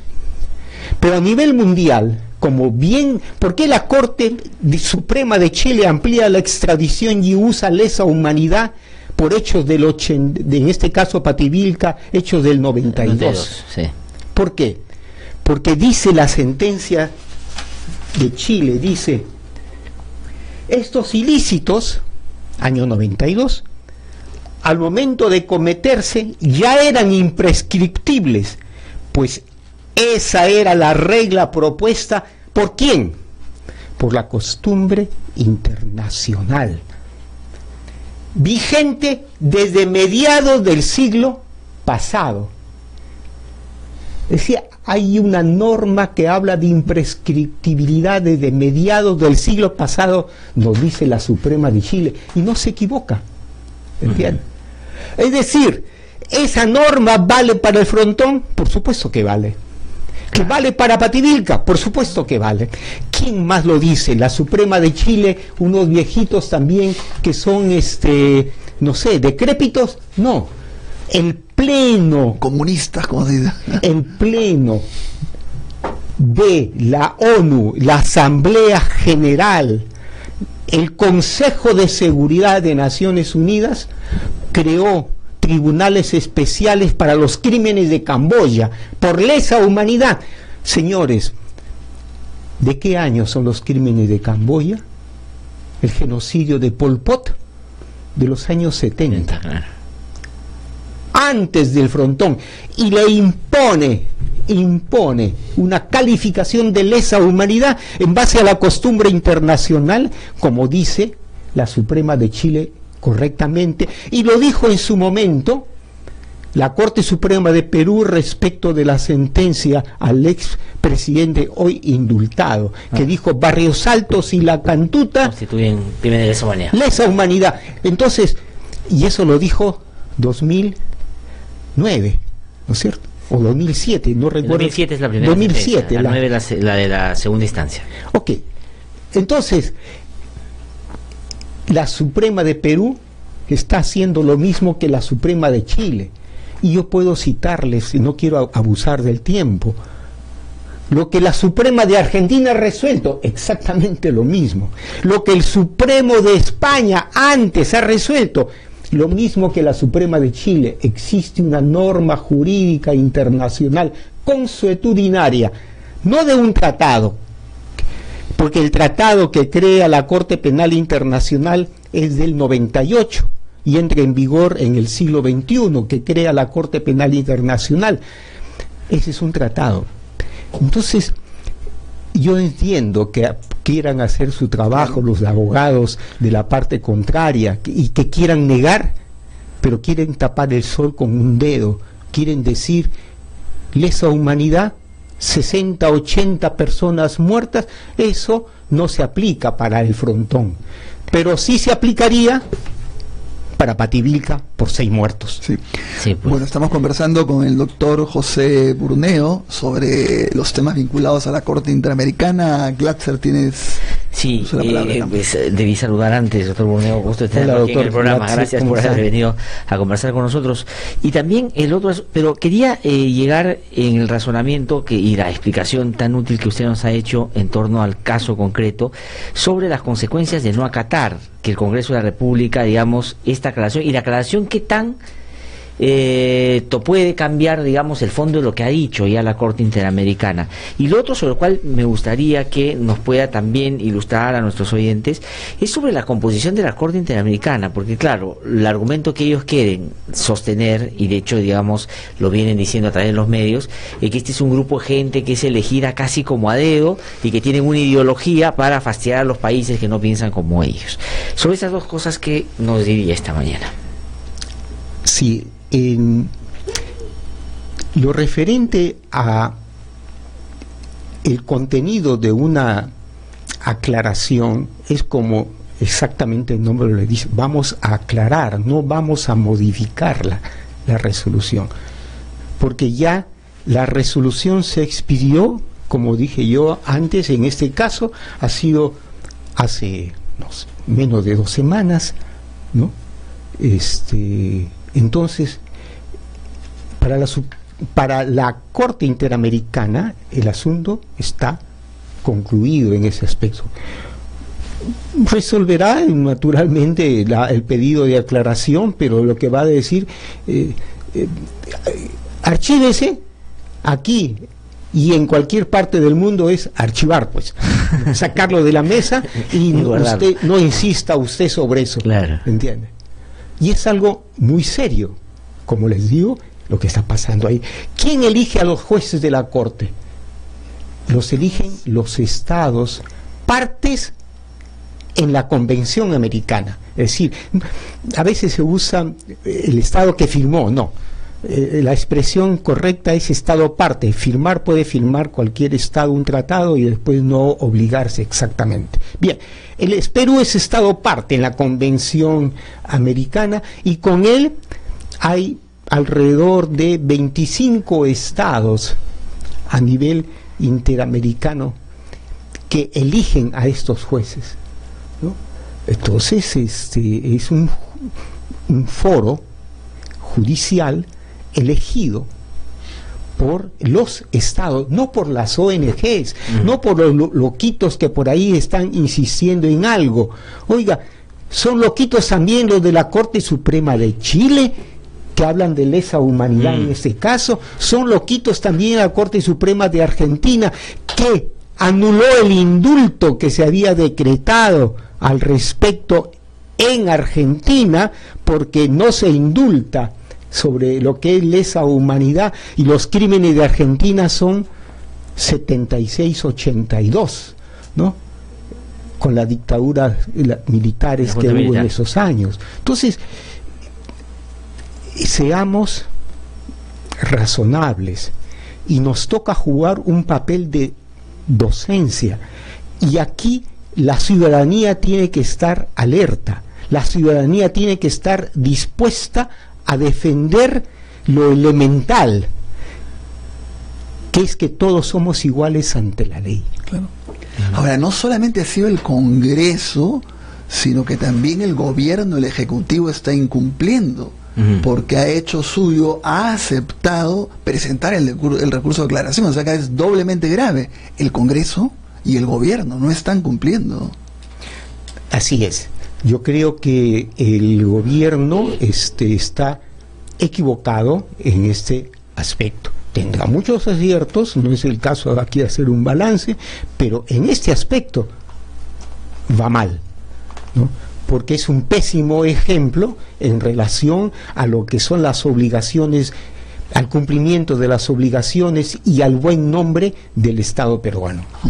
Ahora, Pepe, tú como experto en estos temas, ¿qué se viene de la Corte Interamericana en términos del indulto de Fujimori? No quiero que hagas futurología, pero tomando en cuenta los precedentes, lo que está vigente a nivel de la Convención Interamericana, los casos, ¿qué se debería venir para ti? La premisa es que un delincuente condenado no tiene derecho ni a amnistía, ni al indulto, ni a la conmutación. No existe un derecho del delincuente a que lo pongan en libertad. No, ese derecho no existe. El único derecho de un delincuente es que el Estado le dé el trato adecuado cuando está en prisión. Y el expresidente ha sido condenado, por tanto, es un delincuente declarado por la justicia peruana, y el gobierno así tiene que reconocerlo y dar lección el señor presidente Pedro Pablo Kuczynski de ciudadanía en este país, llamar las cosas por su nombre. Entonces, sobre esa premisa que no tiene derecho es que opera el derecho internacional. El derecho internacional, puesto que todos somos iguales en derechos y en dignidad, hace que se tenga derecho a la justicia, y que las violaciones graves de derechos humanos, que se califican además en algunos casos como lesa humanidad, porque no toda violación grave de derechos humanos se califica automáticamente como lesa humanidad, pero la parte genérica es las violaciones graves de derechos humanos, incluidos por tanto los crímenes de lesa humanidad, no son amnistiables y tampoco son susceptibles de indulto. Y sobre esto hay jurisprudencia. Hay tomas de posición al respecto de la ONU, ¿no? Hay tomas de posición al respecto del Sistema Universal de Derechos Humanos de la ONU. El Comité de Derechos Humanos de la ONU se ha pronunciado claramente diciendo no proceden los indultos en relación a este punto, porque es una manera de otorgar impunidad a un delincuente. porque el indulto supone que hay condena, ¿no? Que ya fue cerrado y ya fue declarado. Sí. Entonces, ese es el contexto. No es que la Corte Interamericana va a crear algo, no, ya está resuelto. Yo entiendo que esto para la familia, en este caso del expresidente, le conmueve, es natural, su padre, ¿no? El que está en juego, pero también al otro lado hay otras familias peruanas que están esperando que se haga justicia. ¿Por quién va a decidir? El Estado peruano. Corresponde poner bajo la premisa de que el delincuente no tiene derecho sino a ser bien tratado por el Estado en su condición de detenido, debe proceder. Entonces, eso es lo que es previsible, ¿no? Hasta ahí yo creo con lo que tenemos en relación a ese punto, ¿no? Sí, bueno, y digamos, para abonar en esa dirección de la predictibilidad que un sistema de justicia como la Corte o el sistema interamericano ha venido manteniendo en el transcurrir de los años, es que la Comisión Interamericana, que no es la Corte, en la audiencia que hubo, digamos, hace no mucho, claramente dijo que lo que había que hacer es sacar ese obstáculo. Y curiosamente, esa comisión tiene nuevos 4 integrantes. Y esos 4 fueron elegidos el año pasado con votos del Estado peruano, además. es decir, el Estado peruano ya con el gobierno de Kuczynski votó por esos comisionados a los cuales ahora busca desprestigiar. Entonces, ¿usted cree, ya para ir cerrando, doctor Burneo, que, digamos, por una cuestión de una consecuencia lógica de lo que había venido diciendo la Corte en estos temas, el indulto va a ser revertido? ¿O eso va a pedir la Corte? Así es. Esa es mi apreciación, porque hay una cantidad de indicadores, de antecedentes que podemos mencionar. No es un caso nuevo, ¿entiendes? No es un caso nuevo. De acuerdo. Doctor José Burneo, muchísimas gracias por haber venido, además siendo profesor universitario, con tanta claridad habernos explicado esto, que creo que es muy útil para entender las responsabilidades en el Estado ya está incurriendo, y de salir la decisión en torno a, como el profesor Burneo ha dicho, en contra del indulto, de no querer hacer las cosas como la Corte manda, nos pondría en una situación más grave todavía. Muchísimas gracias, muy amable, que le vaya muy bien. Tenemos que ir a una pausa, regresamos en un instante para nuestro bloque cultural, ya regresamos. Para estar siempre informado de lo que sucede en lo político, en lo social. Para escuchar voces independientes y no siempre lo mismo. Para saber de lo que nadie se atreve a denunciar. www.idlradio.pe. Con análisis de verdad. www.idlradio.pe. Es la renovada página web a la que usted debe ingresar. Información, análisis y debate. www.idlradio.pe. Es una producción del Instituto de Defensa Legal. Soy Galo Vázquez Silva, vivo en la comunidad nativa de Cuninico, a 10 horas de la ciudad de Iquitos. Desde hace varios años lucho por los derechos de mi comunidad para que no beban agua contaminada con petróleo. Pero a pesar de todo, el Estado no nos hace caso. Somos seres humanos, somos personas que queremos tener una vida digna como cualquier ser humano. Hasta diciembre de 2017 se registraron 169 conflictos en todo el Perú. De este total, el 84% son conflictos socioambientales. Únete a la campaña Yo Defiendo y defiende a quienes, como Galo, defienden su derecho a la vida y a su tierra.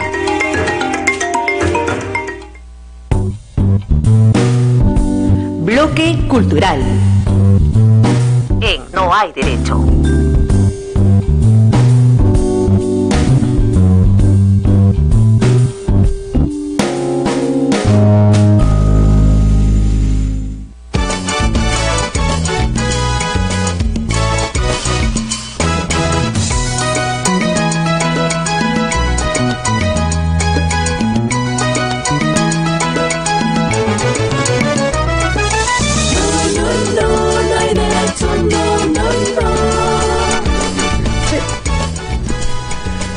Bueno, ahora en nuestro bloque sobre arte y cultura es muy grato estar con Juan Luis Dahmer, que ha venido también con Gabriela Ramos, Gabriela Rodríguez. Juan Luis, muchos deben saber, los que nos están escuchando, es un gran músico, compositor, intérprete, que ha tenido varias etapas en sus canciones. Ahora también nos va a contar que ha sacado una sobre poetas perdidos, pero va a cantar en vivo y en directo. Muy buenos días, Juan Luis. Muy buenos días, Gabriela. Ernesto, buenos días con todos. Aquí hemos venido pues con el grupito que tenemos musical, que nos hemos propuesto de traer un poco de buen humor, buenos sentimientos, buenas intenciones y lo mejor de la República Peruana, que son los poetas, que los estamos sacando de los libros para tirarlos sobre las orejas de nuestros contemporáneos. Está bien, para matizar, digamos, tanta cosa que pasa en la política y en otras cosas, es saludable recibirlos esta mañana. Muchas gracias por venir.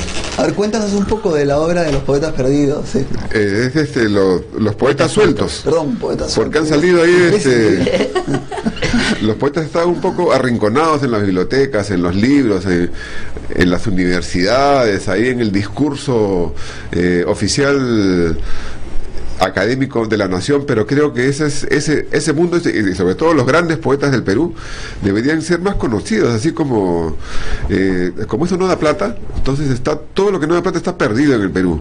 Pero somos millonarios en el Perú en música andina, por ejemplo, es una joya lo que hay en el Perú de música andina. La música criolla también me parece un gran tesoro, y en poesía. Entonces hay cosas de las que realmente tenemos una abundancia esplendorosa, y además que es muy viva. Yo me acuerdo la última vez, o cuando empecé con esto de los poetas, fue en los años 90, en la época de las matanzas. ¿Y por qué me preguntaba? Porque la poesía nos hace recordar el intenso brillo de la vida. O sea, nos trae más o menos a nuestra experiencia fundamental. Y si estamos así hablando de fruslerías o el mundo así de la farándula, eso más bien a uno le quita ganas de salir a la calle, ganas de vivir, ganas de hacer cosas. Entonces no todo es así fruslería, sino también hay sentimientos que sí valen la pena y afectos que vale la pena ajustar. Esta es una parte. La otra es, yo he hecho también durante muchos años música para niños, claro, que también ha pegado por ahí, que también es otro campo, porque los niños y en general a todo el mundo, ¿no?, le gustan las historias amenas, no todo el tiempo que estén martillando así como si fueras una alcancía llenándote de monedas o llenándote. Tienes que tener estos valores, tienes que ser bueno, hijito, toma tu cuáquer y sal a la calle feliz. es algo más que eso, no hay que darle un poco así de otro alimento, de sabor, un alimento espiritual. Entonces, claro. Eso también, por suerte mía, ha pegado, y en todo el Perú he visto que ha funcionado y ha caminado. Antes de que interpreten la primera canción, cuéntanos, Gabriela, cómo te has juntado a Juan Luis, cómo va. Bueno, yo soy amiga de los hijos de Juan Luis, y ahí nos hemos conocido chambeando y hemos comenzado a cantar y juntos hemos sacado la editorial Cogollo, con la que hemos sacado este librito, que es el primerito, y ahora justo hoy día más tarde nos entregan el segundo libro que hemos sacado, que es un poemario de Juan Luis, sus poemas sobre Supe. Sí. ¿Y dónde vamos a tocar próximamente? En Supe, pues. Vamos a presentarlo en Supe este sábado. Sí. Qué bueno. Bueno, a ver, una primera canción, Juan Luis. La otra línea que tengo también es la línea así, agitprop, o la línea coyuntural, porque pasan cosas a veces y uno tiene que ser como el periódico, ¿no? Ha sido siempre la música, y los trovadores han cantado siempre lo que pasa en el mundo, ¿no? Entonces tengo esta canción, que es sobre la hice en época de Toledo, pero se ajusta para todo esto. A ver. No la época de Toledo, después la remocé. Se llama La Metodología. El chino, el cholo, el gordo se hicieron presidentes de la República Peruana, prometiendo el oro, el moro. Ganaron las elecciones el comandante, el gringo, y repitieron la misma metodología.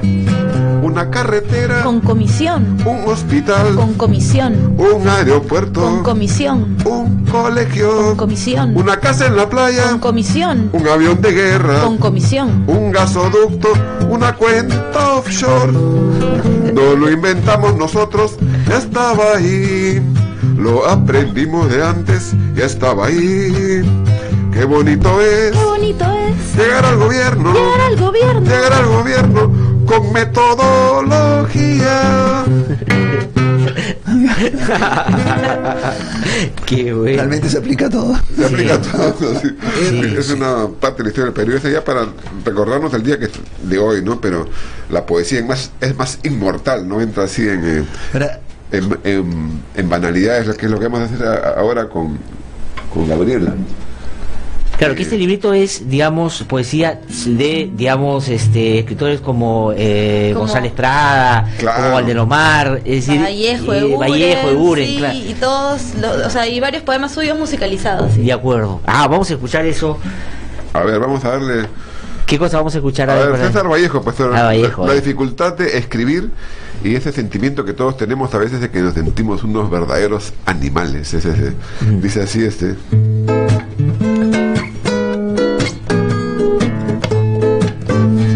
Canta Gabriela Rodríguez.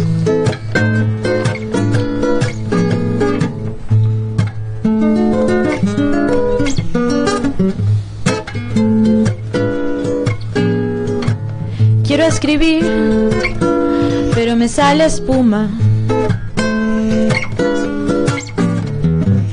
Quiero decir muchísimo y me atollo.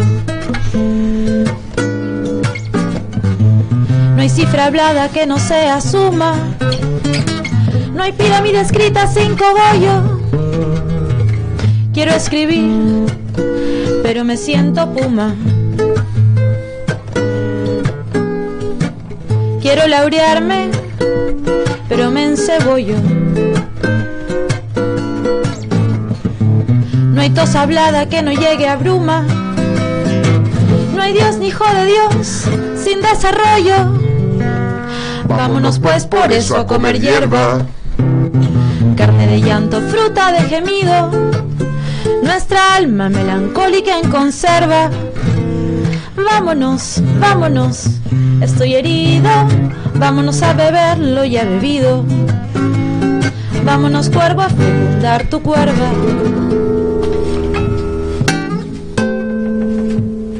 Excelente, muy simpático, muy bien.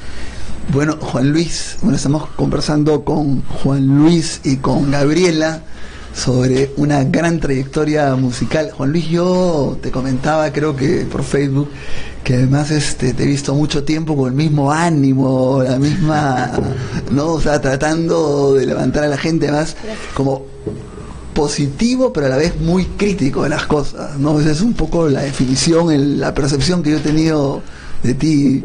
Va por ahí, ¿no? Sí, dentro de los vaivenes de la República Peruana, los vaivenes personales, sociales, económicos y culturales, sí, ese es el tono, la tonalidad. O sea, hemos sido nosotros testigos de tantas cosas que nos sacan de la razón, que solamente queda mantener una especie así de voluntad intelectual y humorística de cómo van a ser las cosas en el Perú, porque si no estaríamos un poco sin esfuerzo, sin ganas, ¿no? O sea, digamos, el caso de Vallejo, a él se le ocurre, se empata con la literatura universal, no porque haya leído mucho, ni porque haya ido al colegio, ni porque estudió otra cosa, sino porque lo meten preso. Entonces, cuando meten preso a Vallejo, el mundo se vuelve una cosa sin sentido, irracional, y la vanguardia peruana nace de ese sinsentido. O sea, ¿por qué todo pierde sentido? Porque lo han metido preso por gusto. Entonces está ahí sin saber qué hacer, escribe Trilce, que es un libro lleno de un mundo totalmente inconexo, fragmentado, y que es arbitrario. Entonces él, ahí sale el sujeto, sale la persona adelante, como yo soy el que encabezo esto, y no soy una especie de pelotita que estoy rodando, ¿no? Sino RBC. Las personas son las que salimos adelante.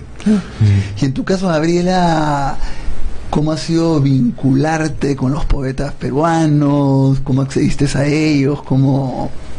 Bueno, yo había cantado siempre, mis papás siempre habían cantado y de hecho vincularme con ellos a través de la música me ha parecido muy bacán. ¿Tus padres también son músicos? Sí, algo así, sí. Mi papá es doctor y músico, mi mamá era profesora y música. Bueno, ¿y cómo te vinculaste con los poetas? Bueno, siempre había leído yo, pero ahora vincularme así cantándolos es otra manera de alucinarlos y me parece muy bacán. Sí. Ahora, es bien interesante además porque esto como nuevas maneras de acercar a estos poetas a la gente, es decir, a través de la música. Porque digamos, hay que decir la verdad, tampoco somos un país muy echado a leer mucho.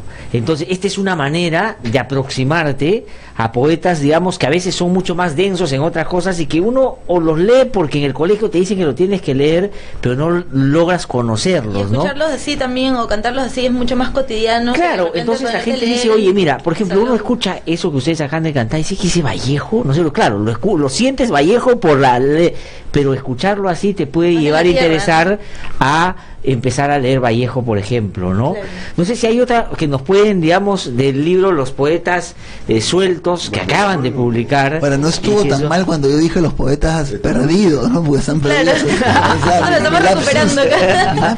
No estuvo mal.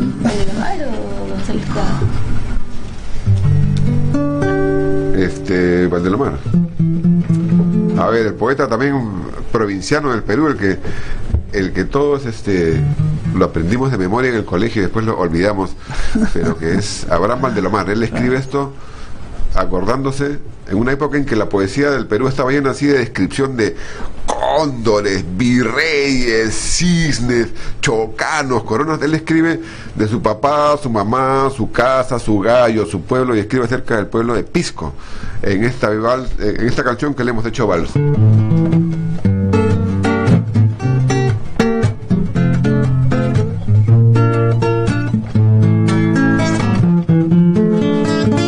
Mi infancia que fue dulce, serena, triste y sola, se deslizó en la paz de una aldea lejana, entre el manso rumor con que muere una ola y el tañer doloroso de una vieja campana. Daba el mar la nota de su melancolía, el cielo la serena quietud de su belleza, los besos de mi madre una dulce alegría, y la muerte del sol una vaga tristeza. En la mañana azul al despertar sentía el canto de las olas como una melodía, y luego el soplo denso perfumado del mar, y lo que él me dijera aún en mi alma persiste. Mi padre era callado y mi madre era triste, y la alegría nadie me la supo enseñar. Mi padre era callado y mi madre era triste, y la alegría nadie me la supo enseñar. Excelente, lindo, ¿no? Está muy bien logrado, ¿no? Porque a veces poema con música es difícil. A veces se malogran los poemas, sí, ¿no? Y la música también. Está muy... Pero esto lo hemos hecho así con mucho afecto para Ahora, Juan Luis, ya suena un poco a comentario viejo, pero yo inmediatamente que vi que ibas a venir y todo me acordé de la palabra coherencia, ¿no? Definiendo tu carrera, tu estilo, tu música, tus compromisos. Te identificas con esta situación de siempre como que te has mantenido un poco fiel a una serie de ideales, de utopía. Espero que sí, porque es como hace tiempo hablábamos de esto, creo que con Toño Cisneros, y también cuando trabajaba de periodista cultural. O sea, todos esperaban que la cultura fuera algo de plata, ¿no? Pero la cultura no es de plata. O sea, si no, en el neoliberalismo, si no le das así importancia, se van las patas de los caballos. Entonces, como decía antes, cosas personales, que esto siempre me ha interesado y siempre he hecho lo que me ha parecido. O sea, he estado un poco al margen de la vida oficial, pero la vida oficial es igual que en la política también. O sea, tiene sus espacios, ¿no? Entonces, más o menos que ahora todo está armado sobre la cultura, es lo que sale en televisión. Pero no, pues la cultura es lo que hace la gente y la forma como se comporta y cómo trata el uno al otro, cómo los afectos y los sentimientos y los valores que guarda. No es así que porque yo me copio de lo que sale en la tele ya estoy, soy muy culto, no. La cultura es una cosa personal y vincularse con su sociedad. Y en este terreno lo he agarrado de manera personal, sin mucho éxito laboral, pero porque siempre te ha ido más o menos bien, pero ¿no? siempre más o menos con mi sueldita, como me decía también mi tía Rosa Alarco. De la música se puede vivir, pero modestamente. Juan Luis, preguntan aquí, porque las redes están escribiendo bastante, escuchándolos y felicitándolos, por supuesto, por el trabajo que están haciendo. Dice, por favor, que interprete al Llanita, poema de Carlos Oquendo Yamat, que musicalizó también algún momento. No sé si se lo tendrás acá. Me están pidiendo, van a empezar a pedir ahora. La vaca, que también fíjense, ¿no? Y claro, y también de la música para niños que has hecho, también están pidiendo bastante, ¿no? Claro.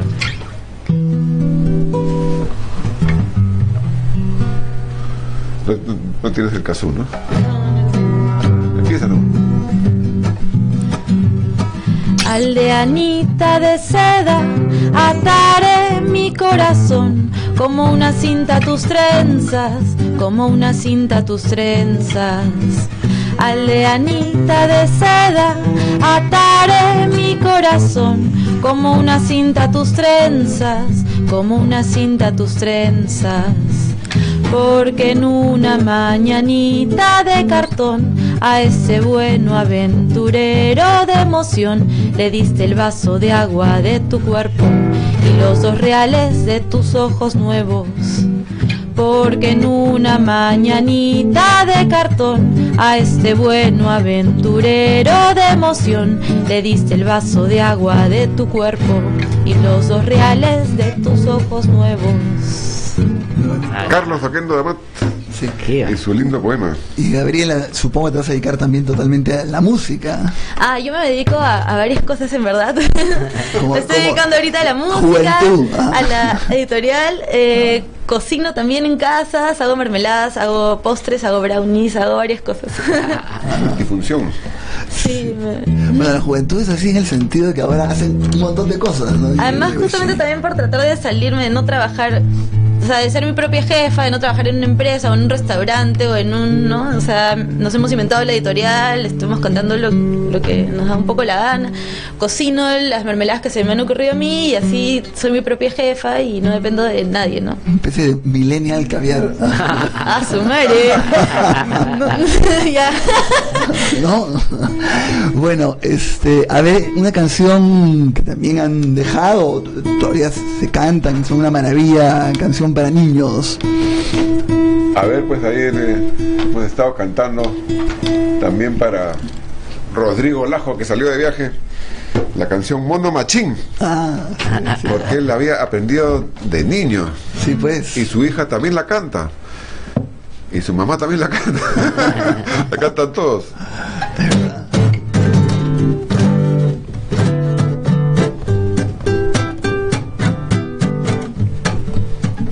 Es machín el mono blanco del Marañón, es machín el mono blanco del Marañón, el monito más sabido que a todos hace reír, es un mono divertido que a todos hace reír. Mono machín, mono machín. Cuando el tigre de la selva se pone bravo, cuando el tigre de la selva se pone bravo, el monito que es travieso por atrás le jala el rabo, el monito que es travieso por atrás le jala el rabo. Mono machín, mono machín. Es machín el mono blanco del Marañón, es machín el mono blanco del Marañón, el monito divertido que a todos hace reír, es un mono divertido que a todos hace reír. Mono machín, mono machín. Súper simpático, muy bien. A ver, cuéntenos un poco dónde se puede adquirir la música, el cancionero. ¿Dónde lo pueden escuchar? ¿Dónde Digamos, lo pueden escuchar? Ahora todo. van a hacer en Supe, porque es a propósito de una nueva producción, van a ir a hacer la presentación el fin de semana. Pues. ¿No? Sí. Todo esto se puede escuchar online, en internet, en el aire nomás. Está en Spotify. Ya. Ahí hay la parte Cómo te vaca, está en Spotify, está también en YouTube, se escucha totalmente gratis y con videos, todo lo que hemos hecho los últimos 20 años tocando por aquí por allá, con profesores, con maestros, con bailarines, con músicos, está y lo he puesto en videos en YouTube. Y para adquirirlo simplemente nos escriben a nuestro correo de Facebook si quieren el libro en físico, y está en librerías El Virrey de Miraflores, hay varias de estas cosas. Y nos pueden escribir a Los Poetas Sueltos en Facebook o a Cómo te vaca en Facebook también, y por ahí también pueden conseguir el libro. Los libros. Cómo te vaca y los poetas sueltos. Sí. Ahí pueden, digamos, contactarse con ustedes y ver, sí. Y hacen presentaciones también, digamos, por ejemplo, un colegio, alguna, no sé, sí, hacen presentaciones, un auditorio. Hemos estado hace poco en la Feria Libre de Trujillo, en el Colegio Montessori de Trujillo, hemos estado en Chachapoyas. Mi tierra, ¿sí? Sí, ¿Han estado ahí? Sí. Mafia chachapoyina. Claro, siempre Chachapoyas, lindo Chachapoyas. Hemos cantado el Mono Machín en Radio Marañón. También tenemos el 11 de marzo estamos en la Feria de Barranco, el 23 de marzo estamos en un festival en el Campo de Marte con varios otros más. O sea, siempre estamos tocando por ahí, solo que así en chiquito, ¿no? O sea, no salimos en la tele, pero eso no importa, somos cada vez mejores. Y todo esto se puede comprar, adquirir o escuchar en internet, se puede hacer descargas de la música online. Y también ahora sucede que si no lo descargas, pagan regalías por escuchar. Entonces, si lo escuchan 1.000.000 de veces, vamos a sacar $10. Pero de repente nos podemos despedir con una... Exactamente, agradeciéndoles por supuesto por haber venido. Excelente, felicitaciones, excelente por el trabajo, y nos vamos despidiendo con la que ustedes quieran esta mañana tocarle a nuestros oyentes. Con González Prada, este año a ver, González Prada. Es el centenario de la muerte de Manuel González Prada, quizás el prosista más efectista del Perú, el que tiene las frases que han pervivido, ese de donde pongas el dedo, brota la pus. Volvería a morir 5 veces si es que viene ahora. Sí, pues, entonces de este González Prada, además de... Él no leía los discursos, los describía y contrataba a un actor que los leía en los teatros. Claro, porque tenía la voz, como dicen, atiplada, o sea, aflautada. Entonces él contrataba a un actor que lo leía así en el Perú. Pero también en su casa escribió unos poemas muy bonitos, muy así, muy nirvana, muy sabor así, no exóticos, pero sí puro placer. Vamos a cantar en homenaje a González Prada, el anarquista del Perú, Eternamente Vivamos.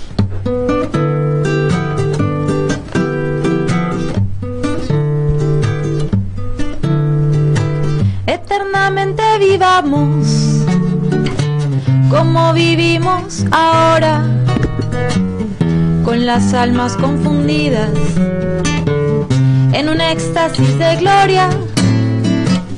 Enlacemos nuestros brazos y juntemos nuestras bocas, sin que pasen ilusiones, vengan y pasen las horas. Y aunque el tiempo nos convierta en mi sombra y en tu sombra, tú me veas siempre joven, yo te vea siempre hermosa. Excelente. Felicitaciones, muchísimas gracias. Que les vaya muy bien. No tenemos tiempo ya para más. Ernesto, contigo nos vemos el próximo jueves aquí. Mañana conmigo a las 7 en punto de la mañana. Pero quiero decirles antes de irme que a partir del lunes empezamos en esta nueva etapa. Vamos a tener programa de 6 a 10 de la mañana. Así que vamos a estar 4 horas toda la mañana aquí en la radio y estamos muy contentos por eso hasta el día de mañana. Les dejamos nuestro disco acá para que lo hagan escuchar a los oyentes. Muchas gracias. Muchas gracias.